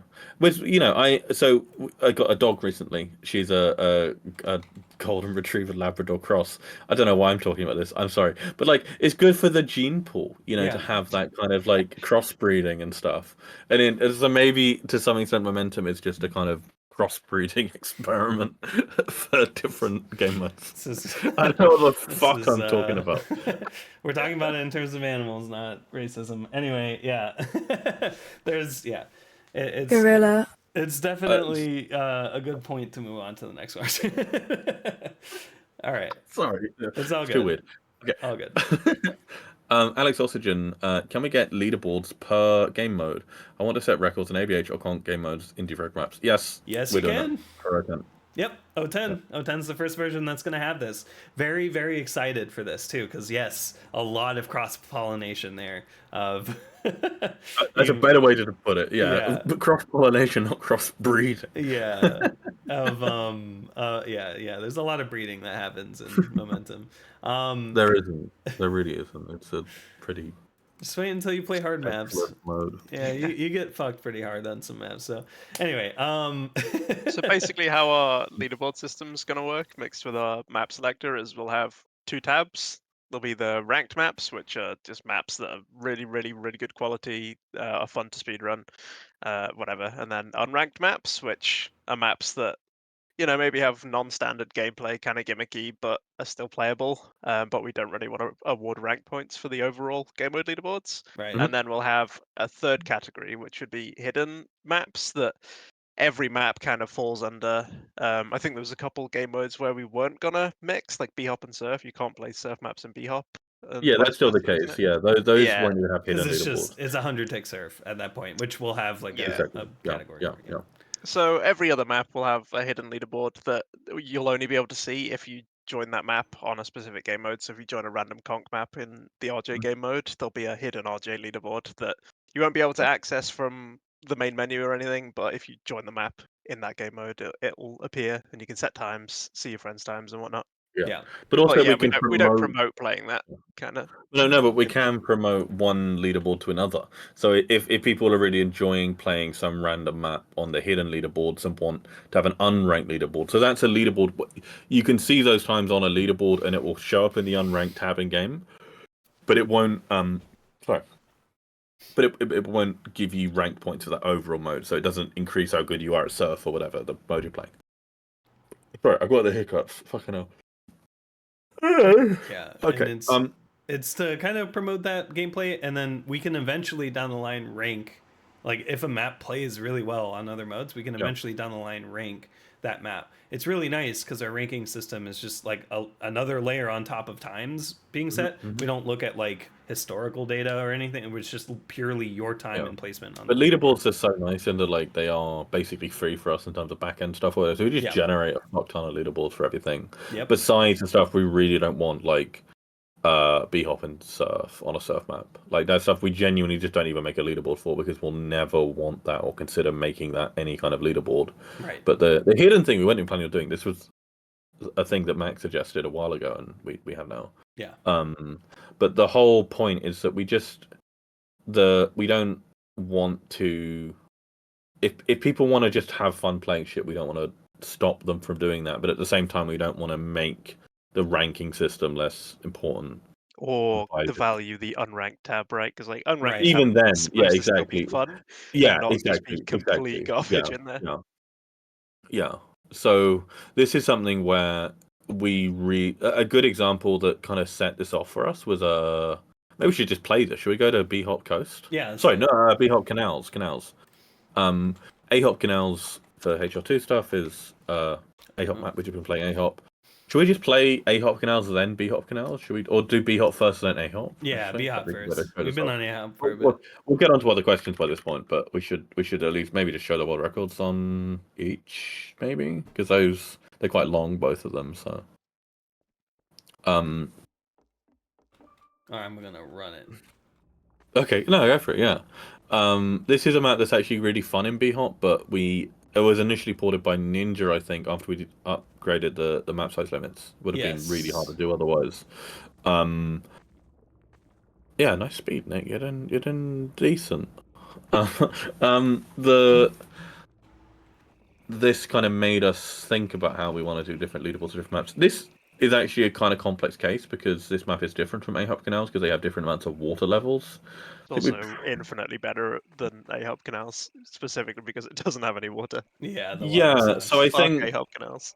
I think we actually would do two different maps in this case probably because it's quite a rare case where it's a port of different maps and stuff. So Momentum release before HR3 or after, about the same probably. We have a contract with Valve, so it has to be at the same time. Yeah. Just because they can sell like Momentum plushie and stuff if we do it at the same time. But yeah, like this was a map that really made us think like we should just be supporting different game modes for different stuff, and so the whole map submission system really does that stuff.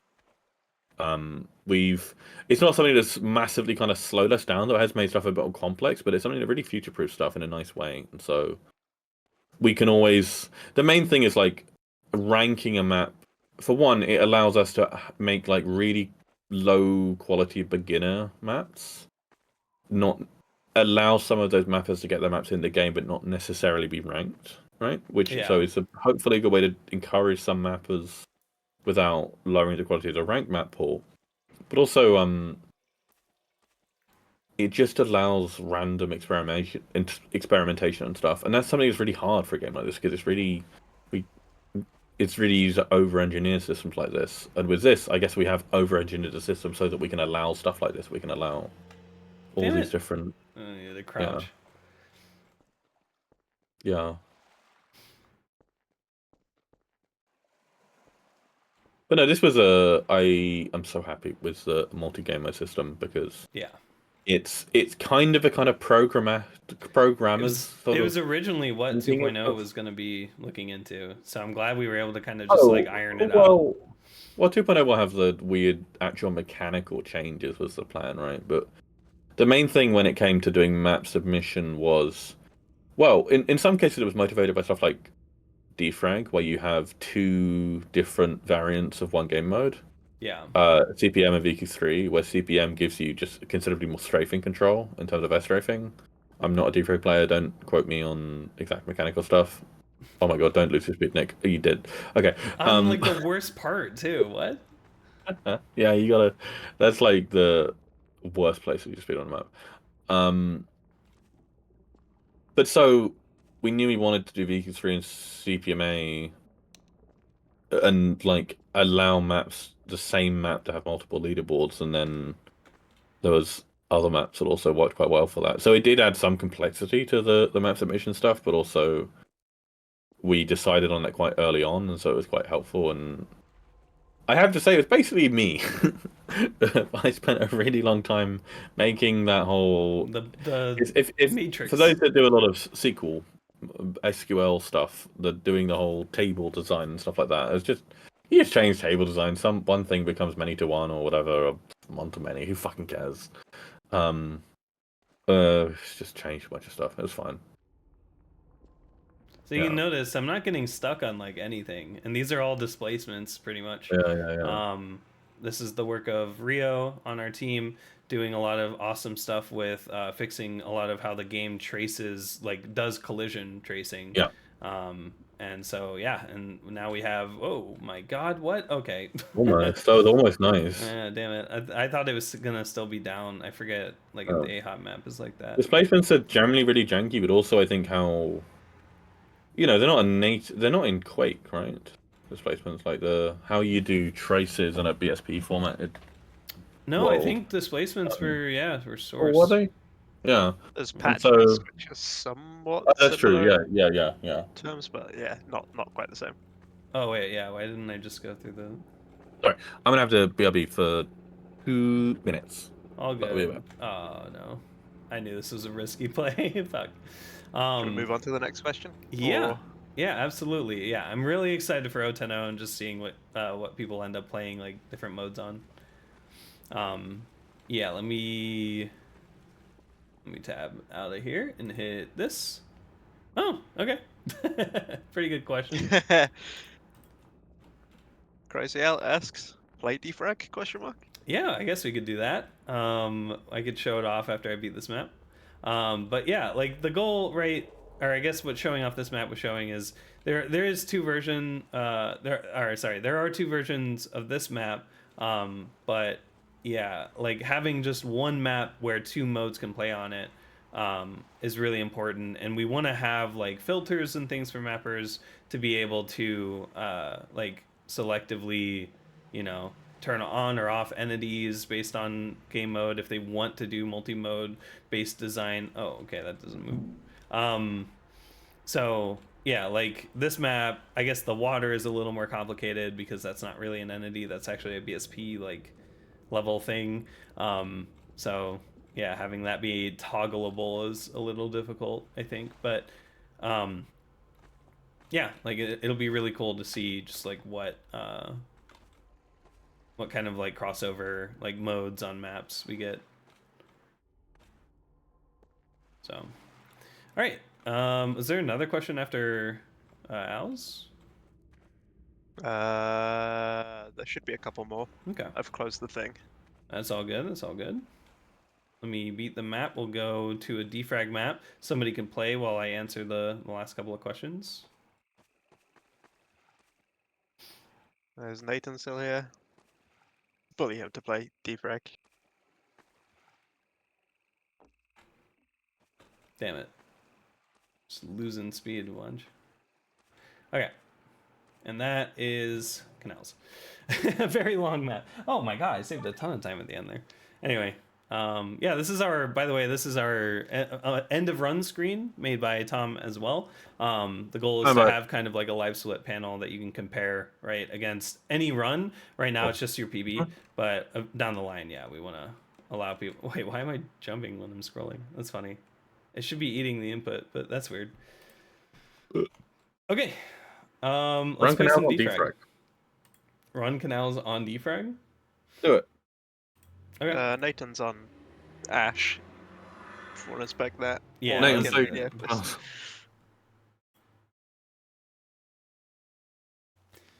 All right. Next question. Oh, should I do it? Where are we at? We went past the stupid hour one, right? We have answered Al's caustics. question with this this part We're of the on stream. caustics. Will custom sounds be part of a part of cosmetic system? If no, will there be a way to change sounds as a manually replacing file? I can take this one if you want. Go for it. Yeah. Okay, so yes, obviously sounds are going to be playing a large part in all that you do, right? Not just UI, but also it's mainly in game, right? With weapons, with PB, with world record sounds, right? Like we want to have sounds that are not obnoxious, but you know, like being able to do things like people were saying like the voice taunts or the voice radio menu or whatever. It'd be interesting to have that as kind of like a thing that maybe you can opt into. Things like that'll be funny, but like it turns into like, oh, you're gonna need CSS like mounted for this to be a feature. So we'll look into maybe doing our own like radio menu with like just voice lines that you could have, I guess, and you can like, I don't know, just have some like funny quip or something as you like bunny hop past somebody. But yeah, like realistically, we just don't want it to be mindless. A lot of the cosmetics in the game have to be meaningful, because at the same time that we'll have a cosmetic store where you'll be able to like purchase using in-game currency any cosmetic and then have that show up in lobbies and in replays and stuff like that. You can always locally modify the game, so you can always have all of the like things that we ship with the game at any time. We're never going to prevent that. The only time it's going to be prevented, right? The only thing we're going to check is, did you buy it in the store before it shows up, you know, for other players and stuff. So, and we'll likely be using the Steam inventory API and stuff for that. So you can actually even show off items too, if you want to your friends. But yeah, the main thing with like sounds or like kind of customizing things and making it easier to do maybe a local customization, we want to have a lot of guides around that, first of all. So that's better than like, you know, an outdated YouTube video on how to do CSS or something, right? Like having an up-to-date guide on like, here's what you need to do to make this, you know, change. And then also having maybe built in, like if you have games mounted, having like, oh, the ability to just change your rocket launcher to be the soldier's, you know, stock model, right, from TF2, if you have TF2 installed. And then the way that that could work is like, you know, we could have that as a cosmetic that's just unlocked by default, but you have to have the game mounted in order to, oh wow, that shortcut's sick. That was so cool. What the fuck? Oh, and there's another one there. That's sick.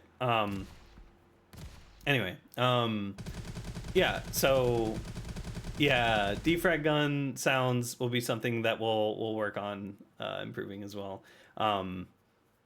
Yeah, again, we have just a little bit of like play with how we're kind of doing assets right now. We're trying to get, you know, the unified art design for kind of the stock momentum stuff that everyone gets, and then we'd love to have other cosmetics in the game, but they have to be meaningful.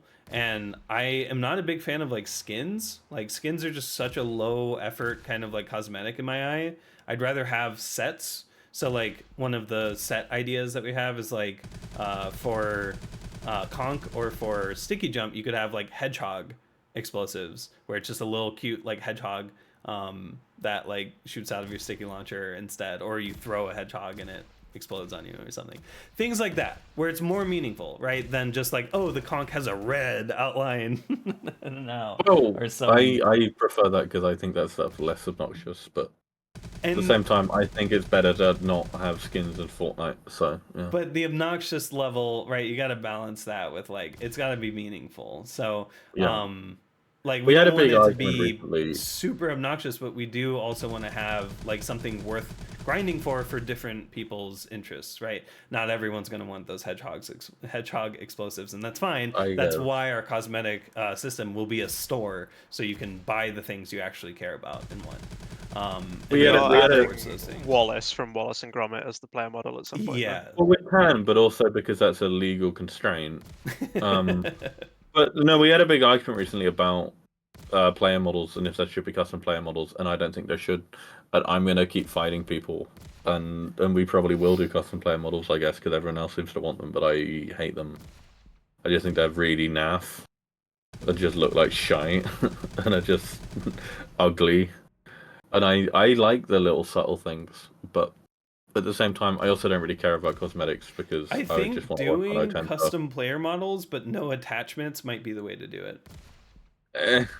Like, because we'll have by default the momentum man that you play as. I'm just kidding, not man, but like momentum robot guy, which we'll have hopefully an update on player model stuff next I think month, once we maybe. get momentum man in the game, we should talk about this stuff more than. Yeah, that's the main problem is we're getting the We're talking about basics player model set stuff, up. and we don't have like our big boy in game after like Yeah. 2 years. So we'll get our guy in game and then start seeing what like customization could look like for that character, because we want to have things like hats and maybe like capes or whatever, right? Like decking out your guy to represent I've always yourself in my whatever my way. hot take is that TF2 did it perfectly. Basically, they had like 3 slots, and they're weird, and like there's like 4 million different like actual parts of the skeleton they can go, and it's weird like the rules on what stuff you can combine and what you can't. But like, it never gets too obnoxious. Besides like the paints. And it's good. But I kind of you like never that have, jank. like, I kind of like the jank of like playing like Risk of Rain and doing a Gang can couple easily loops. become like completely out of control. And like seeing your guy And just then- have a shit ton of things all over him. That's so funny. And then, But yeah, it's but like it's I think definitely the player model thing is the thing that really worries me. Like I don't want to see Keanu Reeves in this game. too late. He's You know, coming. he's not. He's banned. Well, I've found his Steam ID already and banned him.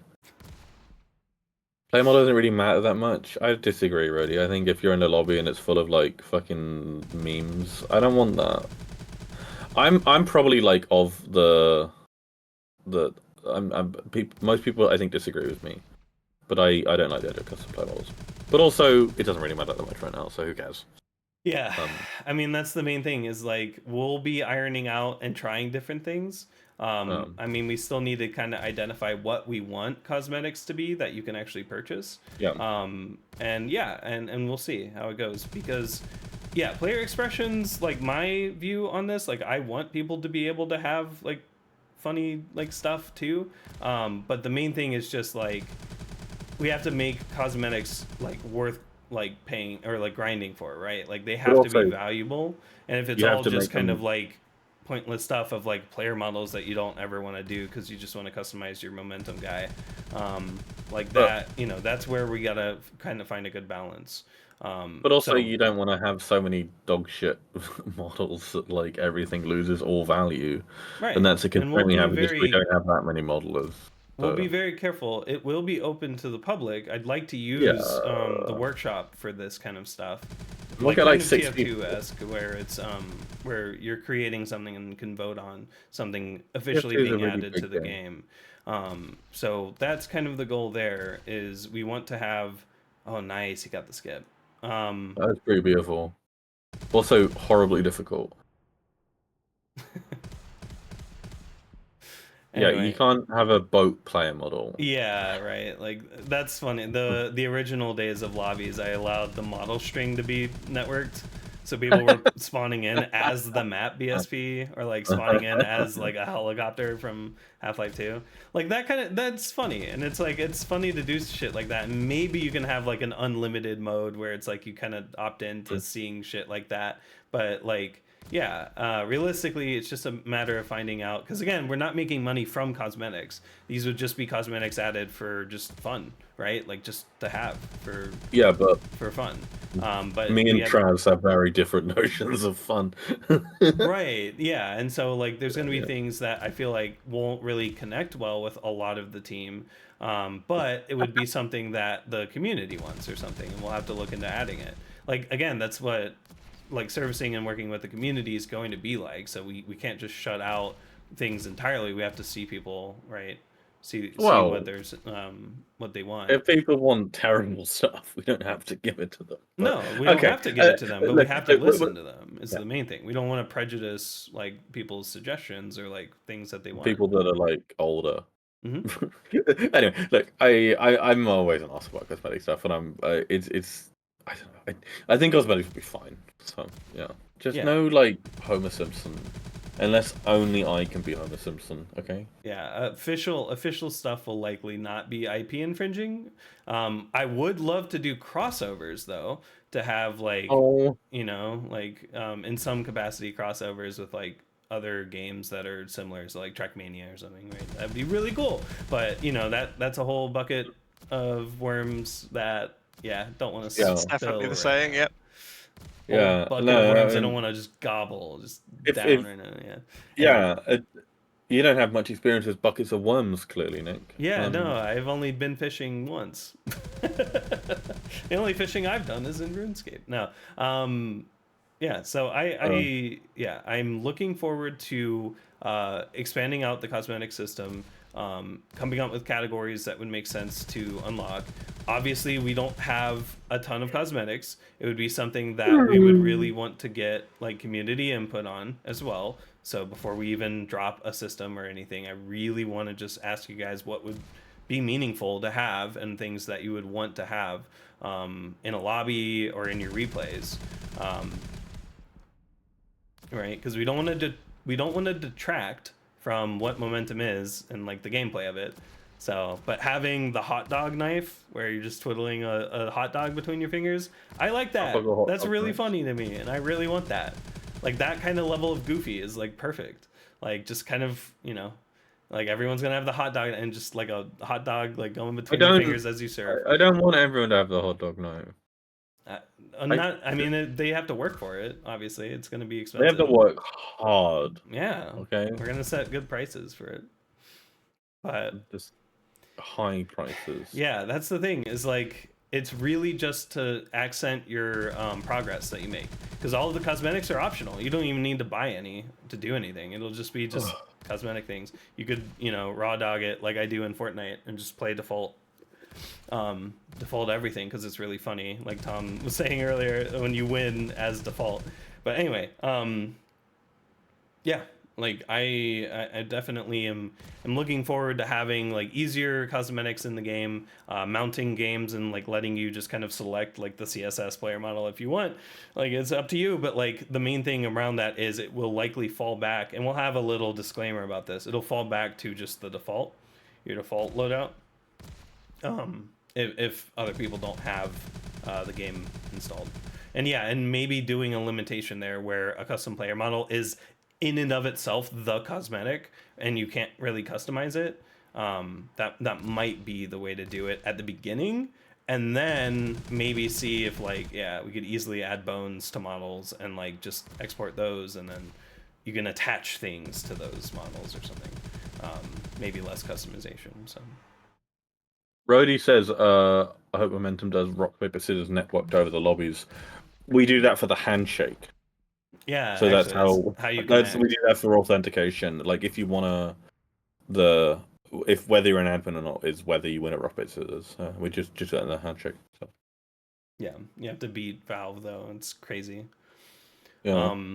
Yeah, something like a release date. We're on progress, or our progress for O10 is on track for end of year. Ish. Hopefully, but I'm not spending my fucking Christmas on this thing. If I'm doing this on Christmas Day, we're doing it in January. We're doing it in January, but right now it's still on progress for end of year, and that's everyone is into the playtest. That's what it's doing. It's not 1.0. 1.0 will be probably maybe at most a year after O10. Well, don't. Well, maybe. Yeah. Like there's not Look, when it comes to like systems and stuff. Yeah, it's complicated. Yeah, it's complicated. Hopefully. But we have an idea of what we're doing. We have everything like kind of planned out in really good detail. So we know exactly what needs to be done. It's just a matter of doing it, and we'll see. We'll see how the timing of that works out. But anyway, that's enough for this question. Let's move on to the next one here. Oh, ties in. Ties in with it. That doesn't work very well. Sorry, I'm getting distracted. I'm changing my webcam background. Where are we? The plans. Are there plans / progress on player model to replace shapes with cool surf animations? Yeah, Yes. the Vortex been doing really good work on that. Mm-hmm. You talk about that. I'm going to change Vortex my is background again. for sure. Vortex has been. We can also switch map if you want to, Natan. Can I send you some Nathan. better defrag HUD settings? Oh yeah. I was going to say, can I send you some better pictures of yourself? Yeah, go for it. Use the import export feature and just dump that. Ooh. Can I press enter? There you go. In voice Oh, I Steam. forgot we had this. Yeah, import that in defrag settings, and it'll be slightly less broken. Because I think you've got Input like, contains no C C-bars. Are you trying to convert base 64? Yeah, tick the box at the top. Oh, there we go.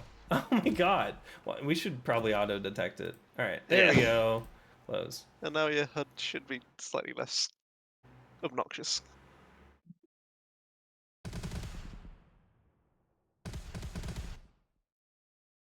Oh, nice. Okay. Cool. Yeah, thank you for that. And yeah, that's I forgot about that feature entirely. You can share your settings via a base 64 encoded string easily. Oh yeah, so, I did that shit. Yeah, and it's awesome. It works really well. So Mac was able to just send me settings, and I applied it like in like 2 actions there. Very nice. Yeah, that was when I think Estelle or someone like insisted on doing the base 64 encoding function in C++ instead of JavaScript, even though it's probably faster in JavaScript. Yeah. Because you don't have to call into C++, which is quite slow. Yeah. No, that's why we have what's it called? I2A? No, not I2A. What is it? What is it? Anyway, ignore me. All right. So yeah, sorry about the player model. Yeah, Vortex is working on it. It is a process of getting kind of the tooling set up. We use Blender for a lot of our stuff. So getting Buongiorno works on something called SourceOps or SourceIO, I think. And it is a Blender plugin that just allows you to do some really cool stuff to export to Source directly. So you can just go from Blender into the game, basically, if you output it to the right folder. So very cool. And it's just a matter of getting some things fixed with that. But Vortex has been working on getting the animations and things set up in place. And then, yeah, we O10.0 is the first kind of like branch where we can really get it in place and working. So, yeah, there's absolutely progress on it. And then, yeah, what I was talking about before with the previous question, we might have plans to do other player models and stuff. The shapes could stay, right? Like as just a classic, like maybe we could keep them as a playtester. Sorry, no. I think our player model should be the player model that Ethan spent 7 years on. Yeah, that's fair. But keep in mind that like people might be able like to just override it anyway locally. So like yeah, but we don't care what people do locally. We're making the game, not their thing. Right. Yeah. No, I know what you mean. Man, like I think our player model, we should get it in the game and then talk about that and not the placeholder we had instead for 2 years. Yeah. No, that's fine. What map did we want to change to? Oh, that's a good question. I was asking Natan. I don't know if they answered. Is it Nathan or Natan? Omodavinci, I'm gonna just put yours as a post Q&A question, if that's okay, because it's worth. Well, we're almost there. I think we only have. Yeah. Oh, yeah. So I'm just gonna a couple more. Yeah. Do it as a. I've got it logged. Yes. We'll talk about it. We will. Okay. Yeah, we will answer that. Beautiful. Where are we? We're on Frylux. Yeah. No. Costume. Yeah. Wait. Wait. What? Where? Oh, Frylux. Yeah. There we go. Sorry. Yeah. Frylux asks, will there be a feature to track playtime across individual game modes? Yes, I'm going to do this one. Yes. If that's okay. So right now we don't really track player sessions at all. We just track when you start playing a map and then what runs you submit. Whilst we don't want to be like overly intrusive or whatever, we do want to keep track of playtime on maps and tell you how long you spent on different game modes and then specific maps. And we also want to know what maps are getting played the most, basically. It's really simple as that. Like, it's just once people play a session, as in they play a map for a certain amount of time and then they either quit the game or switch map, we'll just send an updated database with that. Yeah. We genuinely just haven't had a way of tracking that with the current backend. The new backend doesn't have that yet, by the way. We have some stuff for kind of player state stuff, but it's also we have a kind of slightly broader thing we want to track as well, which is just kind of general player connection. The main reason for that actually is map time. It is just the main change there is how we're tracking it, or rather how you're communicating with the game, where right now everything is HTTP, which is really very slow, and the plan is to move that probably WebSockets, but it will be some more speedy kind of reliable connection as opposed to something stateless like HTTP. So after that, we'll kind of be doing both of those at the same time. This is one of the things I'm dying to do after O10's done. So that's absolutely the plan. It's just we just genuinely don't have a way to track it right now. So good. Moving on. Nice. Moving on. Oh my god. I need to change things. Moving on. You got this question. Well, minimum have custom player models. It's something Look, to some be people want it. Yeah. I just feel that with cosmetic stuff, it's easy to devalue, especially when we don't necessarily have that many cosmetics. We don't have a guaranteed number of people making cosmetics. We're not paying anyone to do it. Hopefully, lots of people make cosmetics, but we don't know. And so, if you have loads of people making cosmetics, and the cosmetics offer very drastic changes to one's appearance, I don't know why I'm saying that, then it just becomes a bit of a shit fest. Or shite fest, if you will.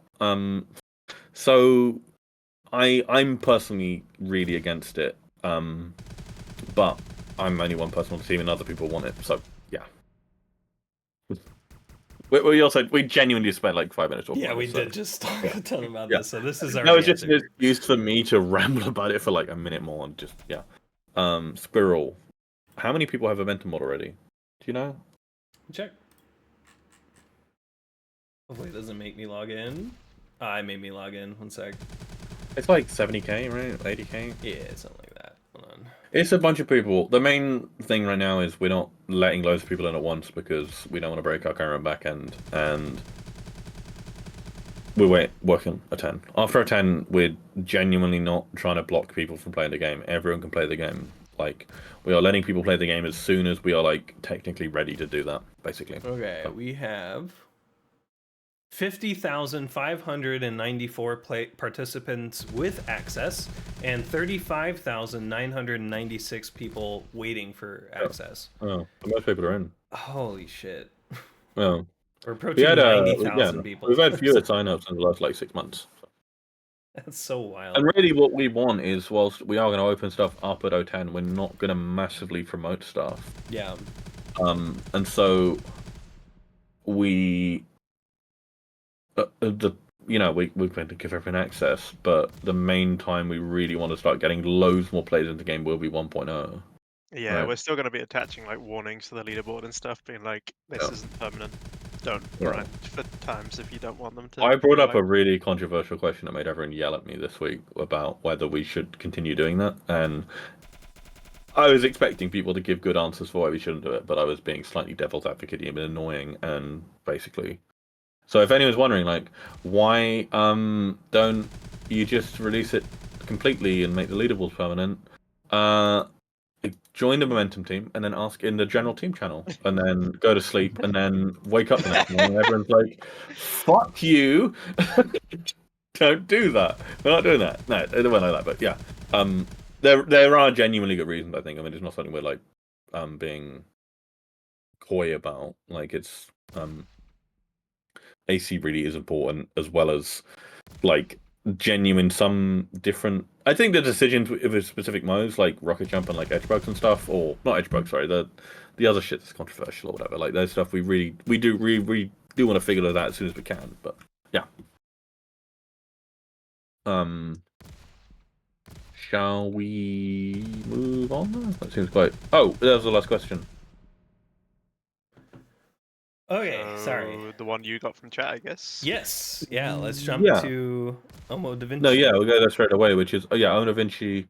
What would be some of the prerequisite skills needed to contribute to some of the open source parts of the game? In a really like straightforward way would be programming, though it's something where, well, I would say basically all of the parts of the game that are open source and we like actively benefit from contribution, you do need to be Well, I wasn't going to talk about languages specifically, but I guess so. There's some C sharp, but more generally, I'd say like have some experience doing like basic programming stuff. Like, if you want to learn, I wouldn't learn programming by doing any momentum contributions. I'd learn a bit first, and then hopefully you have other reasons to learn programming in life. And then Right. the main language we use is JavaScript and TypeScript. I think we're TypeScript everywhere now, although which is just a fancy JavaScript basically. With just fancy types, JavaScript. yeah. It's Yeah. A lot of C# for the tools. And shit enums. Yeah. Yeah. Or enums, as Lumia would call them. Then, yeah, C# for Lumper and BSP Convert, which are both very good languages to learn. Two of the quite sane, quite modern languages. JavaScript has more weird stuff, though C# has some weird stuff as well. Yeah. But they're both very approachable languages and very, very good to learn because if you're serious about programming, those two languages are a lot of jobs. Yeah, but also I think the hard thing with learning programming is anyone that's, me and Nick, I would say we can pick up most new programming languages quite fast, right? Especially something like, I know C# and TypeScript and C++ and Python well. I could pick up, I don't know, Java very fast, right? Java's kind of a silly example because it's so similar to C#, I guess, but like, I would say if you want to do momentum stuff, like it is probably better to learn some other programming stuff first. It's not necessarily in that language. Just a lot of learning programming is just getting comfortable to learn with basic programming concept stuff. Not necessarily just algorithm design, but just kind of what programming languages are for and doing. I don't know. If you want to do say momentum web stuff, I could happily point you to some good JavaScript beginner stuff of like. I would say a really good book, javascript.info is a really good example, for instance, that has very good exercises. And they go into some stuff in a bit too much detail in certain areas, but it's like very worth just doing the whole thing, and you'll learn a lot about JavaScript. But also you'll get better as just good intro to programming. I would go for something like that as a prerequisite skill. The main thing I would say is something like Lumper, some of the more complicated UI things. If you don't know your basic kind of imperative programming stuff first, the weird functional reactive stuff is going to kick your ass at first. But I'm just fucking around. Sketchy's a classic map. We have not really shown off Sticky Jump and Conk, so I'll show off some Sticky Jump. I'm probably the best person most qualified to do this, so hope you guys are ready for some world records. Oh. World record. No, you're unnatural. Yeah, honestly, this is like unreal with how well I'm doing this. The one thing I would say with programming skills and stuff is, especially for me, as so much of my programming ability has come from working on momentum stuff, but I think with everyone, like, we're very happy to encourage new programmers and just chat about stuff. The main thing would be do it in Discord. Don't fucking send me a Steam message or whatever. I really don't want to. Like, join our Discord, just chat in our code channel, or whatever. Like, there's so many people that will be really happy to teach like basic program stuff, or at least like give you good resources and stuff. And I think as beginner programmers, that's like incredibly helpful. It's just having people that are patient with you, but like gonna give you good tips and stuff, and not like if you're gonna write some like random thing for web stuff that you have no idea what you're doing, like I don't want to spend time doing code review or whatever for that. But if you're just like, how do I learn JavaScript or basic programming stuff, like I'm happy to give people hands there, so yeah. But also programming is often a bit egotistical and arrogant, which is hilarious because it's like the least sexy and clever thing ever. Programming is really easy. Just fucking talk to us and we'll chat about it. It's cool. I don't know. No. I think we're at questions. We're only going for like 2 and a bit. Yeah. Yeah. Any questions? Anyone have any more questions for us? Oh, perfect. Do you plan to extend existing game modes, e.g. add new surface... sorry, extend existing game modes, new surface types, triggers, entire mechanics? That's a really good question. Yes. There's so much to that we could talk about. There Well, was talks of like a grapple hook. Like a grapple hook is like, because there's like, oh, like what are you gonna add this movement? And it turns out that like the movement that people are wanting is like a mechanic from a video game. Or something, and it's like, yeah, we could add that mechanic, but we're not gonna add it as like, oh, we're doing fucking deadlock movement or something, you know, like we'll add, like we could add like fun mechanics that could add to existing modes. Yeah. I mean, Titanfall has a grappling hook. Yes. And Defrag has many versions of grappling hooks. It's got like every Quake grappling hook in the engine, and they all behave completely differently. Yeah.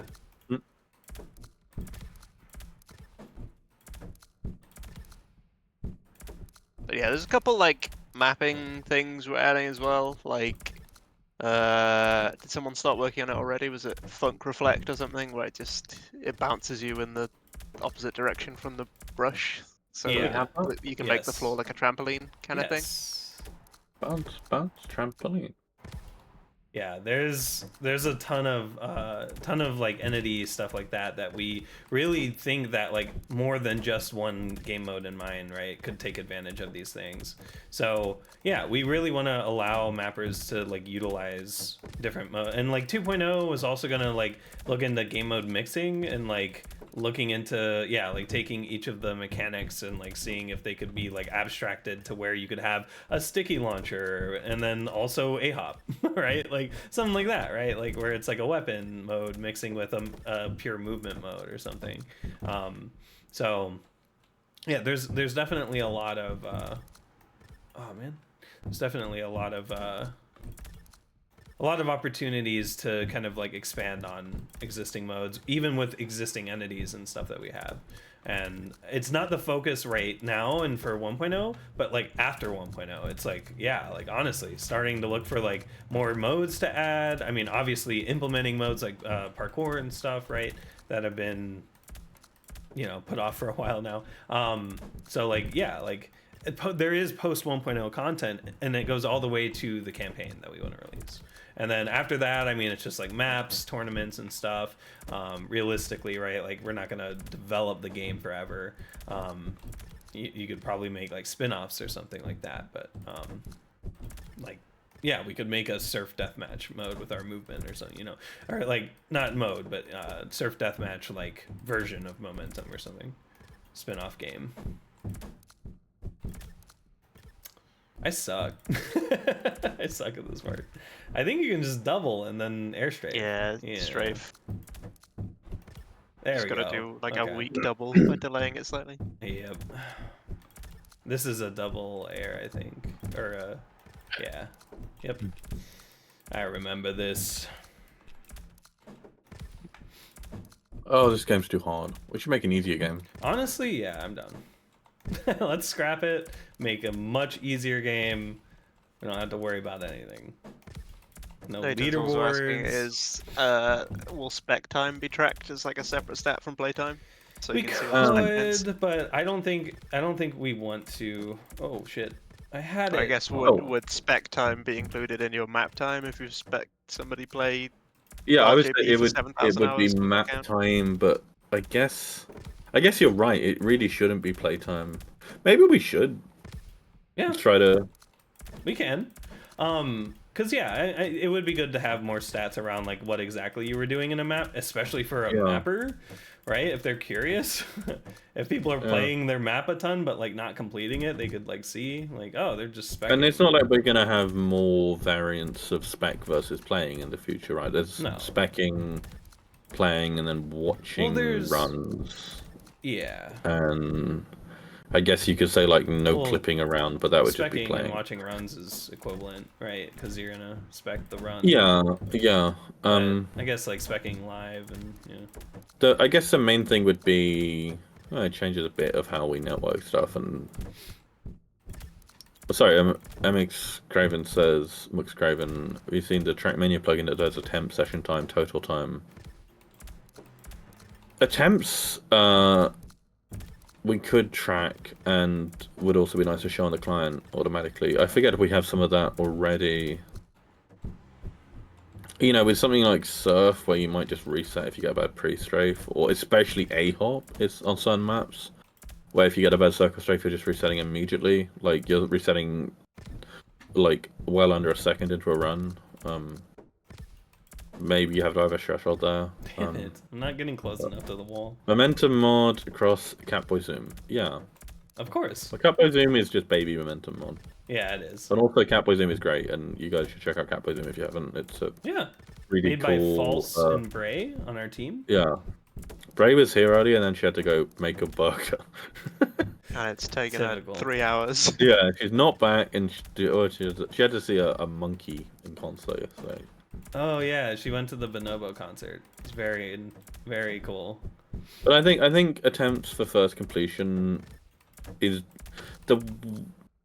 Well, I guess, so how does KSF do it? Because, I mean, if you have an existing server that has that stat, and that stat seems meaningful, then that's definitely worth... Attempts for first completion. I mean, again, it was a mode like A-Hop, where circle strafe can really matter on some maps. Like, if you're not hitting a certain circle strafe, for better or for worse, like, you just have to reset. Maybe that becomes a bit unimportant, but then again, those, you should think they'd kind of become kind of relative to the map, and so, yeah. So you should over worry about how accurate some statistics will be. So, yeah. Maybe we should just do it. Yeah. Also, when we actually fucking change our thingy thing, whatchamacallit, Yeah. HTTP watches WebSockets, and this gotcha. stuff is cheap to send. Well, I guess it depends, actually. Usually if we're going to send stuff, and that then is going to result in something being in DB or location, and we're probably going to batch some stuff and send it. But yeah, like session time, session time. I mean, just updating those. But like, you're not gonna. I mean, I guess like switching between spec and play a ton would like send a ton of requests, but like we could batch those. I don't know. Like it doesn't necessarily need to be WebSocket, but oh god. Yeah, no, I mean the main thing would be if you're sending messages. We're pogoing. We're thriving. Where do I go? Fuck, it's I'm over there. really glad you're thriving. I'm thriving. I'm in my lane, unbothered. Yeah. So we'll Okay, hold on. Let's go. Let's go. Oh, why am I so tired? It's like it's EU versus US daylight saving time, so we have it's an hour earlier for us, but I'm still really tired. Happens. Um, Stayed up late. But no, playing Diablo. Oh yeah, why? It's fun. But no, yeah, stats is hard. I need to go finish Elden Ring. Oh yeah, are you finished still Celeste yet? Gok? Finished what? Celeste? Oh yeah. I've done all B and C sides over on my stream, twitch.tv/Gocnak. Nick, please don't stream cross promote or whatever. No. You streaming tomorrow? What are you streaming? I'm gonna try more Farewell in Celeste. That's where I'm at. So it's like kind of like the post game, like end game stuff. And then technically the B and C sides are also that. But and then I'm gonna probably play some more Far Cry with Traz. Oh yeah. Also on our team. Yeah, it was like, what is that like? Modern Far Cry was really weird. Yeah, there's co-op in 5, and I really want to like beat it again and play 6 because it would be really fun to just fuck around on 6 because I haven't played. I beat 5. This will be the second time, but yeah. So those it'll be very fun. You know what am I talking? I'm talking about a different game. Ignore me. I was gonna say how good Far Cry 3 is, and then was realizing no, I'm talking about Just Cause 3. Far Cry 3 was shit. I played that game as well. It wasn't good. Yeah. Just Cause 3 is fucking good. Something like speed shots for a lot. I don't think. Well, no. Sorry. Why am I saying that? We could do in the future. It's kind of the kind of image I have in my current mind, and I might acquire more minds in the future via some process. Your main form of anti-cheat is just counting how many speed shots you hit in a row, and if you hit 3 in a row, you instantly get left. Yeah, the game just shuts down. No,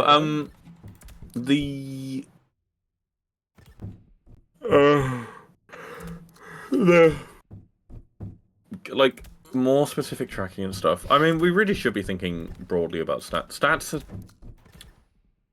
Which right now is a lot of our backend stuff. It's just stats are... You have to keep in mind that like we have rewritten the whole backend and done all of this stuff, and nobody has played it since we did the rewrite. And I finished the rewrite over a year and a half ago. Damn it. Like the whole base backend stuff has all been written, and it's just not been played by people. So like trying to do new stuff right now, I just find it exhausting. Besides the stuff we have really well spec'd out, like map submission, and Nick did a fantastic job with map submission spec stuff, doing it like the basics of it in like 2018, and then when the two of us sat down together, like we got through like the whole spec of it like swimmingly. It was wonderful, and then that stuff really nice to implement. It's just that's not deployed either or whatever. So we just stats we'll think about more when people are playing the game with the new backend, I think.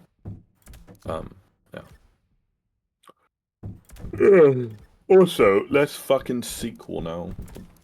Before, if we wanted to do stats, it would have to be like every different stat would have some column and some SQL table, which we might actually do for this stuff, I guess, for accumulate stuff, but it's a bit less horrific how we can violate a couple of normal forms nowadays if we want to.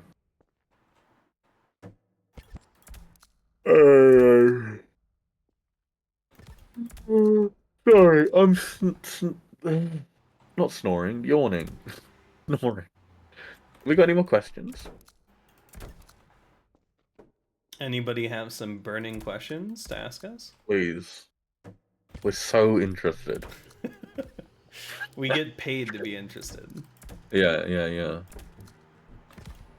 I think you can just cheese this with a triple or a double right here and just fly up. Yeah. I think you need to hit one hair stick if it's a double, but if you just Yeah. triple, you can go all the way up. Yeah. I'll do a double into the. I'm not a cheater. I don't use the 3 sticky allotment.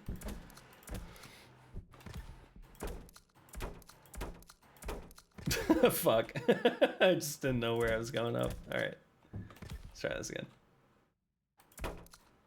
Damn it. Okay. Does not want to bounce down.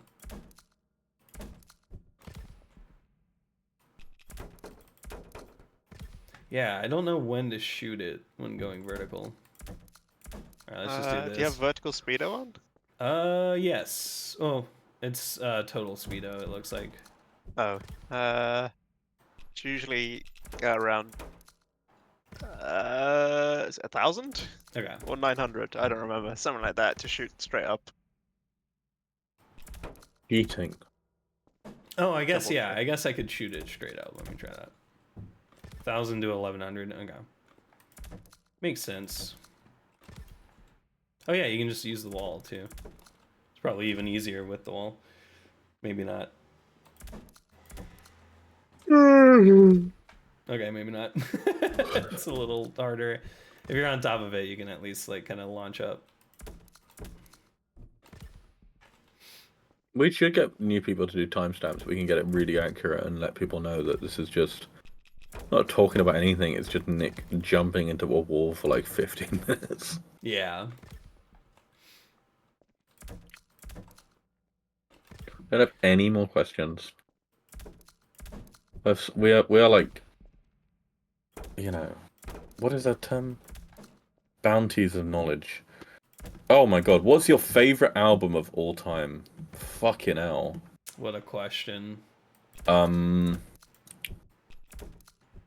my god, I would struggle to do top 10. I couldn't do all I am- time. my What I'm really top- enjoying at the moment is yeah. the new State Faults album that came out this year. If you're a big fan of like screamo hardcore stuff, it's really I'm good. not. Sounds good. Yeah, it's called Children of the Moon Nice. by State Faults, and it's fantastic. Children of the thingies and the stars. What's that? The Nick Cave thing, I think. There's so many good albums.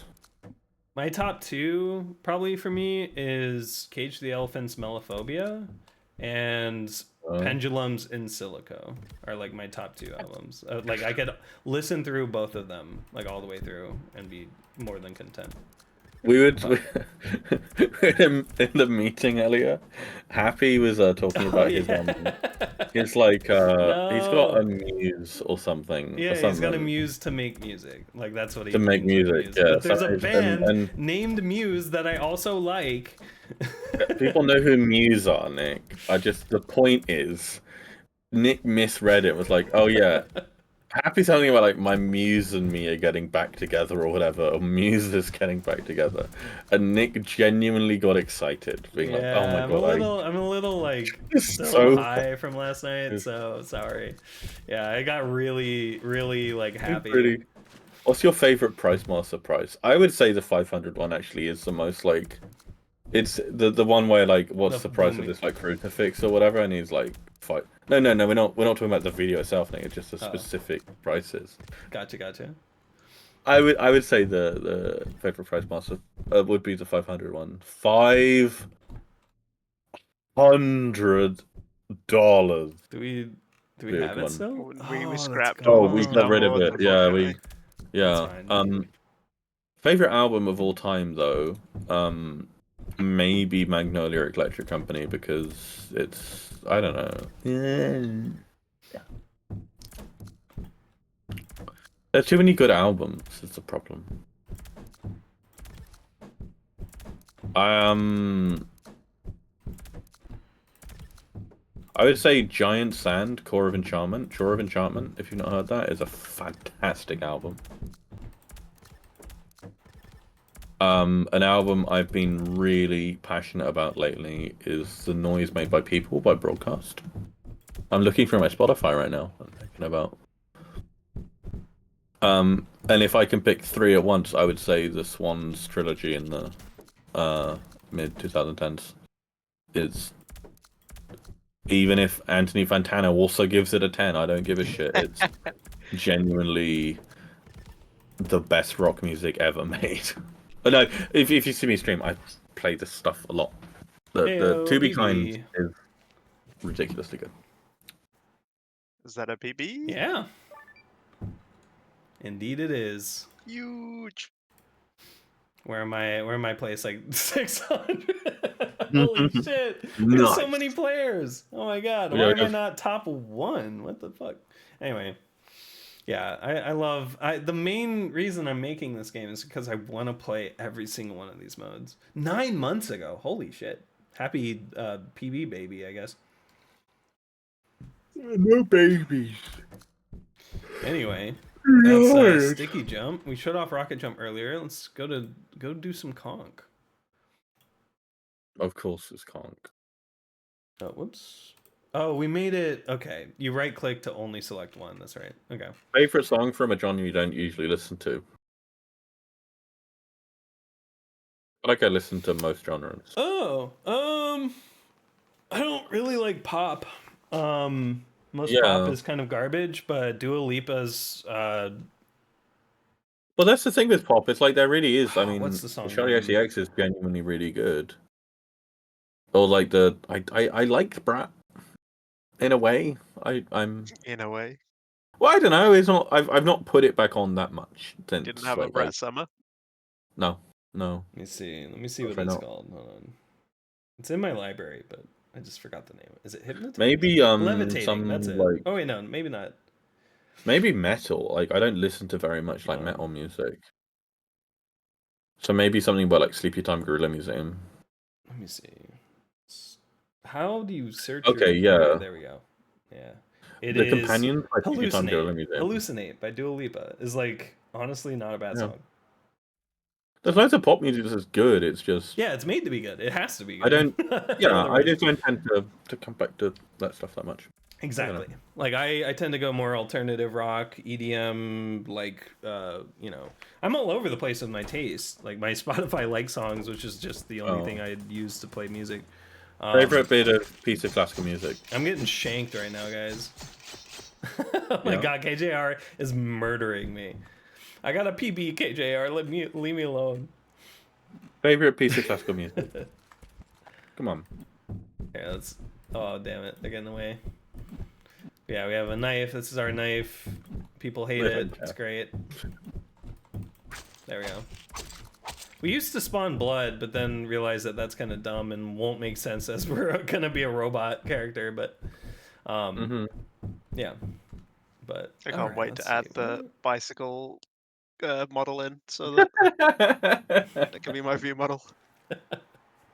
This is partially my fault. I was like literally on webcam doing like hand animations to Ethan, being like, "This is how I should look." What's a map I can do? It's not a real dog, KJR. That is my dog. That is baby Dogathan. She's Baby my dog, Dogathan. and I love her. She is absolutely perfect. Quite cheap as well. Which one was I doing? Quite cheap. Is it basic? Was I doing I basic? dunno. No, basic's the broken one. In the What was the crossbreed, one? and dog people are dumb. So. Let me List sort benediction, dear dead sons, lost solitude. by Imhotep? I don't know List very well. Imhotep's so much fun. I'm gonna do I've barely Imhotep. listened to List at all. List is a bit poncy. I don't know. I've been Nick. We've played it like 4 times on stream before. I love this map. Oh wait, what? Oh, I should probably. I've been trying to get into more classical music recently, and every time I just go back to fucking Bartok. Like it's like it has like Hungarians, like Hungarian, like early 20th century classical. Fucking hell, is good, and it's like so. Yeah. Bartok is not just Bartok is like genuinely the. You're meant to be in the slightly upper bit, Nick. I know. The all. I've seen Bartok's music for strings, percussion, celeste twice. And oh my god, beautiful. Not just beautiful, but it's a kind of visceral. Yeah. Think of the Rat Spring was obviously this moment, but then something to enjoy that has that same amount of. Someone say something before I stop talking about classical music. Please. Seriously, fucking hell. What's the shittiest classical music you've ever heard, Tom? Oh well, I mean, a lot of it is kind of modern crappy stuff. If you want like older classical music that is bad, I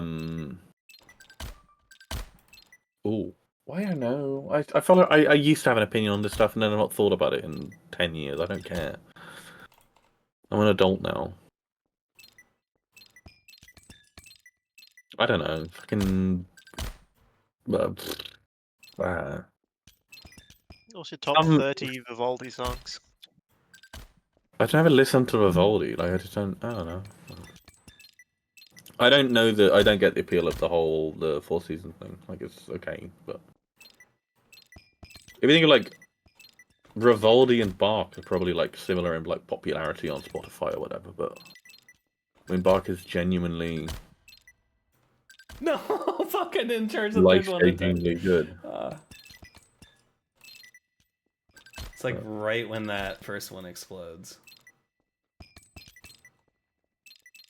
I had some Thomas Addis stuck in my head the other day. The thingy play. What is it? The boat one that he did. The Tempest.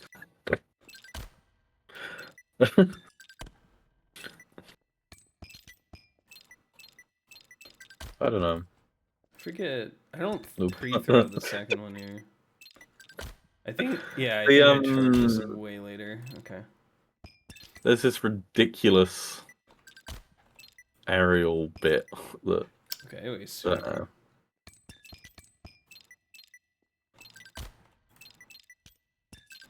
Oh my god. Okay, classical music. What was your favorite classical composers? Mac. Do I listen to classical music? I don't know. Why not? Absolutely not. It's good. Classical music is genuinely like a lot of modern classical. I'd say like if you can get into it, is actually great. Sibelius, yeah. I don't really know Sibelius to be honest, but who's the guy that did like Jupiter? The modern. What's his name? Holtz. Yeah, that's him. I've heard that. That sounds like Disney music. It's great. Holst. Yeah. GST music, it's great. Fuck you. Okay, so Ligeti, right? If you've seen The Shining, Ligeti did. Oh, sorry, The Shining has some Bartok and some Ligeti, or I lose track. Dang it. And then 2001 has Space Odyssey has Ligeti's thingy thing. I guess if it I don't know. I could ramble about this for so long, but I'm on a Q&A that's going to go on the etudes. Yeah. What is there's a thing for, is it organ? It is an organ piece that has this moment that just rises up and is shocking. And I lose track of Ligeti and his where he was during World War II. But you know, of a post World War II 20th century composers, and the sense of what the fuck, and Oh, damn it. I don't know. So close. The Grand Macabre I've seen before as a thing in Cardiff, I think a while ago. I lose track. How did I that think not make it? I do find myself like once every 2 years going and listening to what's it called? Miserere Made Deus or whatever it's called by Allegri, the choir piece. Okay. You've heard that? It's it had that one meme video from about 10 years ago of the child inhaling helium, but the song itself is stuck with me and it's actually nuts. I've not heard pictures of an exhibition in a really long time. There's Mazorgsky, right? Rachmaninoff is good. I don't care what people say. I would say if like Rachmaninoff, there's Rachmaninoff, Scriabin, and there's some other bloke. Oh, sorry. I think they all studied under Rimsky-Korsakov. Rachmaninoff, I like some Rachmaninoff. Metner, Nikolai Metner, I love Metner's Heroica or whatever it's called. It's I think a violin concerto or is, oh my god, it's good. It's like, it's so romantic and silly, but it's so good. It's like so good. Scriabin is just out of this world. Like, oh my god, the Scriabin like white and black mass, like fucking hell is. But no, Metner is like really great as of like not someone who's played very much in like contemporary like concert cycles and stuff, and but the Metner, I forget what it is. It is beautiful. Like the violin line and actually like the peak of like romanticism. Let's go music. Mike, I just stopped talking to you because people start talking about composers I like. But yeah. No, I think, but also Metner was, you know, quite troubled. I think, and I think, yeah, it was a contemporary Rachmaninoff and Scriabin, and I think a really great composer. I don't talk about this shit enough. I don't really listen to classical music that much anymore. I used to be much more into stuff, but I don't know. They just don't make it like they used to. Well, they do. A lot of contemporary stuff's really good now. There's a lot of people that chase that sound, yeah. They've got real microphones now. It sounds way better. Yeah.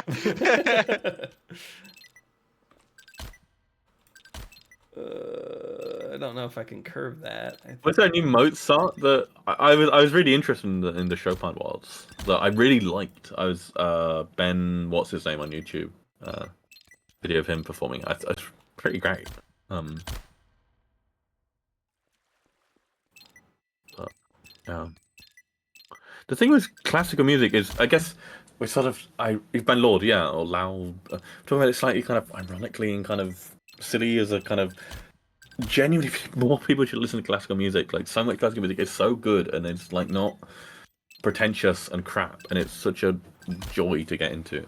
That, like, yeah, it's a shame that it's kind of a bit seen as a bit wank.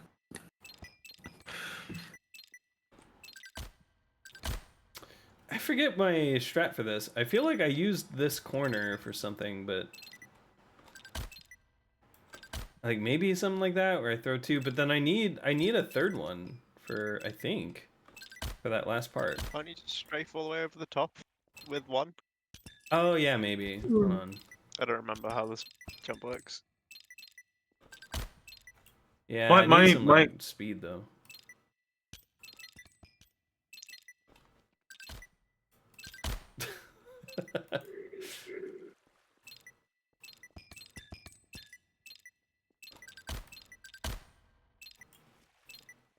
My experience with a lot of classical music is because I'm a little wanker. When I was a kid, like, or not younger, or like in my kind of late teens and stuff, me and my dad would go to quite a bit of stuff together, and a lot of the contemporary stuff is just mostly music students that go and see that stuff. Like, it's not there's not that many people that kind of see it for pleasure, and a lot of the time I get asked like what I'm studying or like what I played or whatever. I don't play any instrument besides a bit of guitar. Yeah, I can barely read music. same. And I think that's fine. You should still be able to enjoy classical music given that. It's just that not many people go and see that. And a lot of it is a kind of class divide, kind of. There's me and my dad doing a kind of middle class wankery thing. I don't know. But like, it's something we both are genuinely really passionate about. I think for the two of us, there's Tim Page's. No, I'm mixing it up. Not Oh my god. the rest is noise. The thingy thing by what's his name? And there was a thing at the South Bank Centre in London where they were playing a lot of stuff from that in, I guess, 2014, 13, something like that. I don't know.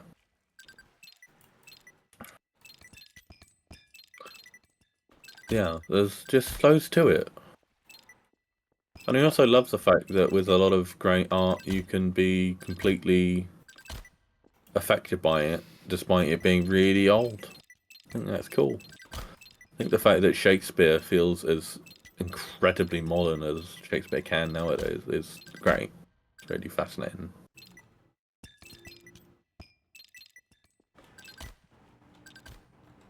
Shakespeare's really gay a lot of the time. It's really good. Like in his writing or like characters or what do you mean? And the kind of writing and the sort of people. Like he just I don't uses know. like fruity, like kind of like what No, makes just it a gay? lot of sex. No. Oh. There's a kind of like I don't know how to put it. It's there's a bit too much interest in different people. There's a bit not that Shakespeare is great in terms of women and like there's so much. I mean, it's kind of assumed misogyny in Shakespeare, but like there's still I don't know. A kind of maybe it's very easy to interpret Shakespeare as just being a bit gay. Not Shakespeare himself, though. There's been endless discussion on that, but yeah. Yeah. I don't know.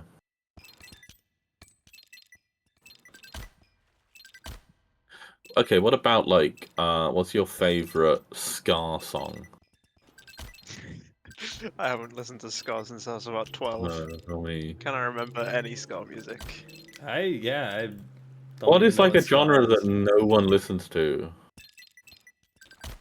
That no one listens to. Well, someone was asking what is your favorite song of a genre that you don't normally listen to, and there's just not. Besides pop, I think like I don't I don't listen know. to modern country. No. Yeah. What was Oh my god, I was listening to some.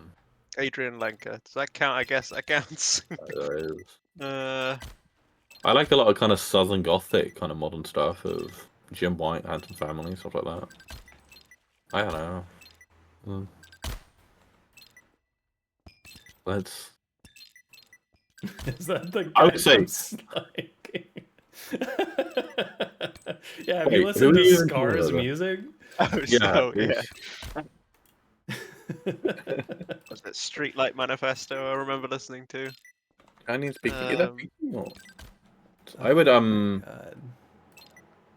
I would love to listen to have more like sources of Chinese classical music. There's some stuff on Spotify. There's some like playlist of like How do I do this one? I Zither forgot how I did it. and Zither. I don't know how you pronounce it. Music, but I don't know. If you're a fan of Kung Fu Hustle and the scene in that, then you have to love Litha, whatever, or Koto. Lizzo. Lizzo, yeah. Yeah. She was great in She Kung said Fu Kung Hustle. Fu Hustle.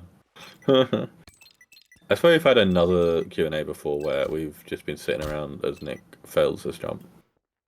Yeah, this Probably. is very presque vu or whatever, or deja vu. Presque vu's tip of the tongue. Presque vu. That's fish, I think. Oh, presque vu.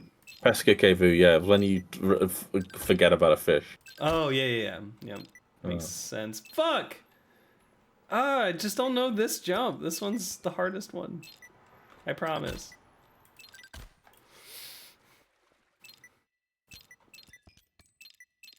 Anyway, what time is it? Are we 3 hours? Got like 10 minutes left, but 10 minutes left. Okay. Any more questions? Otherwise, I might start talking about like throat singing or something. I don't know, some obscure music. Gregorian chant. Yeah, let's go. I don't know enough about it. I watched some YouTube video a while ago. But Fuck! Oh, that was such a On good... throat singing or Gregorian chant? like because they had a kind of basic form of it's something else. Tired, and also. Which game has the best soundtrack? We can keep it on music, but relate it back to games. I don't tend to be that into game soundtracks, to be honest. Like, I just don't care that much. The only one that's like lodged in my head is like Banjo-Kazooie because it's from when I was a kid. Yeah. Besides that, I don't really pay attention to video game music, I feel like. Batsuric of Vanchik. For me, with throat singing, it's Albert Kusevin is the. Oh my god, it's fantastic. Yeah, I don't actually know what the intended route cool. for this is. Outer Wilds, very solid pick. We need to get over there. How the fuck? How? Okay, hold on. So, are you supposed to like throw one to propel, one to lift, and then the last one you have charged up to do? Oh my god. Okay, I'll do that then. All right. Excellent. That guy's. I'm enjoying this guy's stuff already. This is.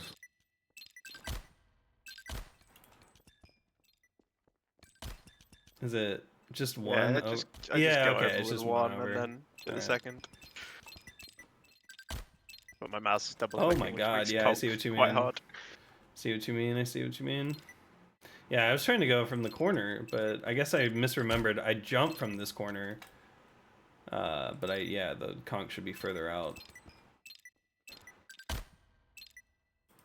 I was saying I was enjoying the guy's YouTube stuff.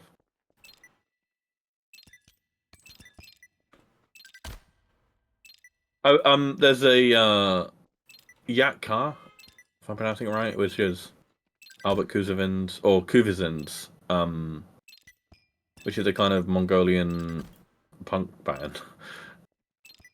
I do like how throat they're singing great. sounds like black metal a lot of the time. Oh, like it's black fucking metal great, music. but also like genuinely, really, I don't know. It's not just metal, and it definitely works with metal. But there's an album that they did, which was called Albert Kuzovin and Yak Car, which was, I think, released in 2010. And I think they recorded on the Isle of Skye. They shot it in somewhere in northern Scotland. And had a bunch of woodwinds and stuff in it. And it is amazing. It's not on Spotify, but it's genuinely one of my favorite albums. I think it's fucking great. It's just so musically kind of original and listenable, and it's just beautiful. It's just great. And it sounds like a place. It has a sense of place, and it's just, I love it to bits. So, no.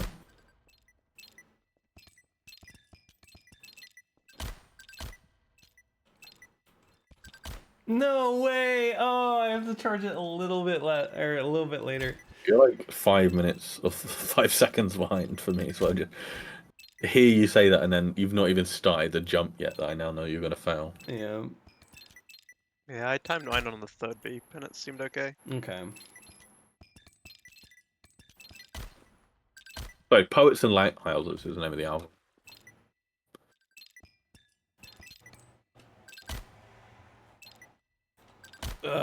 Okay, well, that was too much. I need more horizontal. Need more thrust.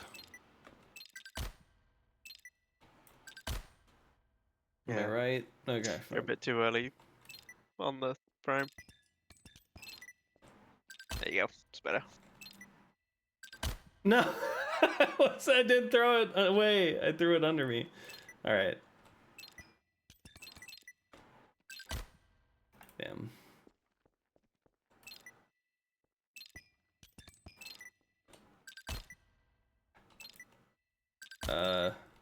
Yeah, that was bad movement to get over there. If I was falling faster, then. Oh man. Okay. I'm running to jump. Too late. Yeah, okay.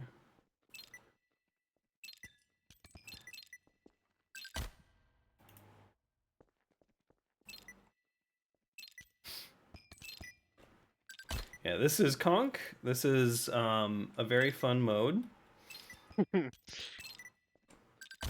where timing is of the essence. Oh, no way! That was so close. Timing is of the essence, and the way that the grenades work is they're kind of inverted. So the further you are from the grenade, the more it'll boost you. So if you're wondering why I'm like not just jumping directly on it, oh man, that is why you have to be very precise. In this case, I am, oh my god, I'm trying to time the second one so that when I get over to this fall, I'll be able to throw it and have it bounce me back.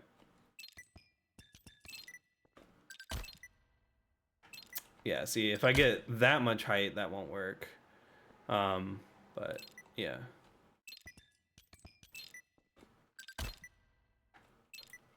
Oh god. Fuck. I'm so close. Too early.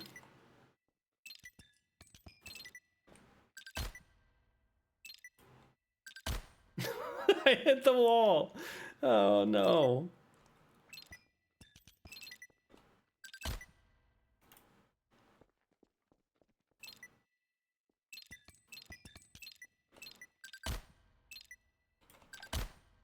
Yeah, too early, but that's fine.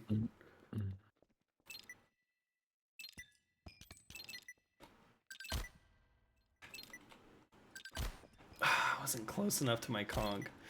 That was perfect timing.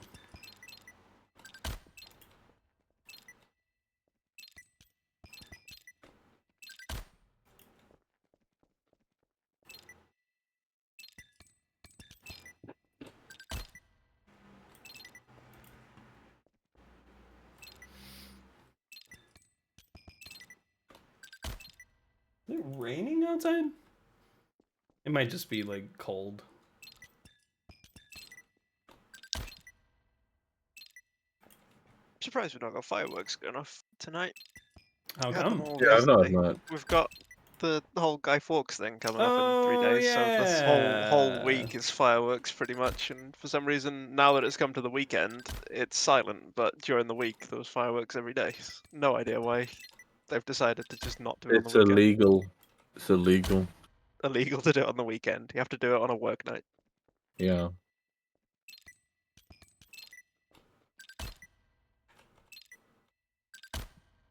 No way. No way. How am I supposed to get this? Oh my god. Like the 4th of July, do people set off fireworks a week in advance, or do they No. keep it to the 4th? They keep it They to keep the it to 4th. the 4th. Yeah. There's some Yeah, there's people stragglers around that here have that like polite. leftovers the day after and they'll do it like on the 5th. But yeah, it's usually the day of. And in California, it's specific areas. Because yeah, they don't want to burn down the rest of the state. But yeah, it's pretty cool. Anytime there's an event, it's always like a week-long thing, and it's so annoying when you have pets. Yeah, yeah. Just constant gunshots outside. Yeah, as far as I can tell.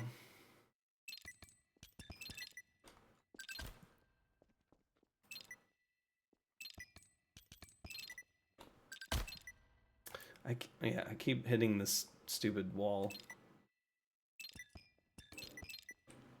And not jumping. We should add coyote time for jumping. Man.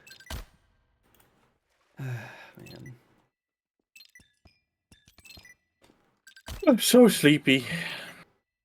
That had like a bit of Irish to it, but we'll end it there.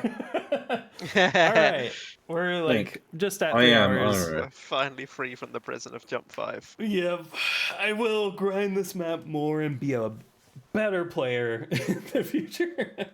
But that's where we'll end the Q&A stream. Is there anybody streaming Momentum? Can we raid? There is one. Ooh. All right, let's go raid. They've gone offline. They've gone offline. Never mind. Oh, did the bot not? The bot has not updated since 2:30. Or no? That Okay. bot's really good. Yeah, we'll get that move. I want to move that tonight. Get that over to staging, and yeah, we need to rewrite it. Anyway, no, there is no one live actually. Never mind. Oh, okay. This one's You working. lied. I clicked the other one, and the other one was offline. All right, let's go raid somebody playing some more Momentum. Continue the thing here. The thing. No, continue the Momentum. Oh, I'm so tired. Anyway. Oh, it's follower subscriber only. I see. Oh, it's followers only. That's fine. Give them a follow if you want to say hi. Yeah, I love when I follow some random kid just to say hello. Right. Anyway, go and enjoy this person. Thank you so much for watching, and hope you enjoyed that. We'll catch you all in the next stream, which hopefully should be around the end of November to kind of mid-December, depending on what progress We'll see. gets Yeah. done. We'll see where we are. Just keep in We're probably not going to do a Discord. Christmas Day one. So. Just stay up to date in our Discord. The events tab there, I'll put it when we know the timing for it. But yeah, thank you all so much for watching, and have a good one. Bye. Take it easy. Bye-bye. It is.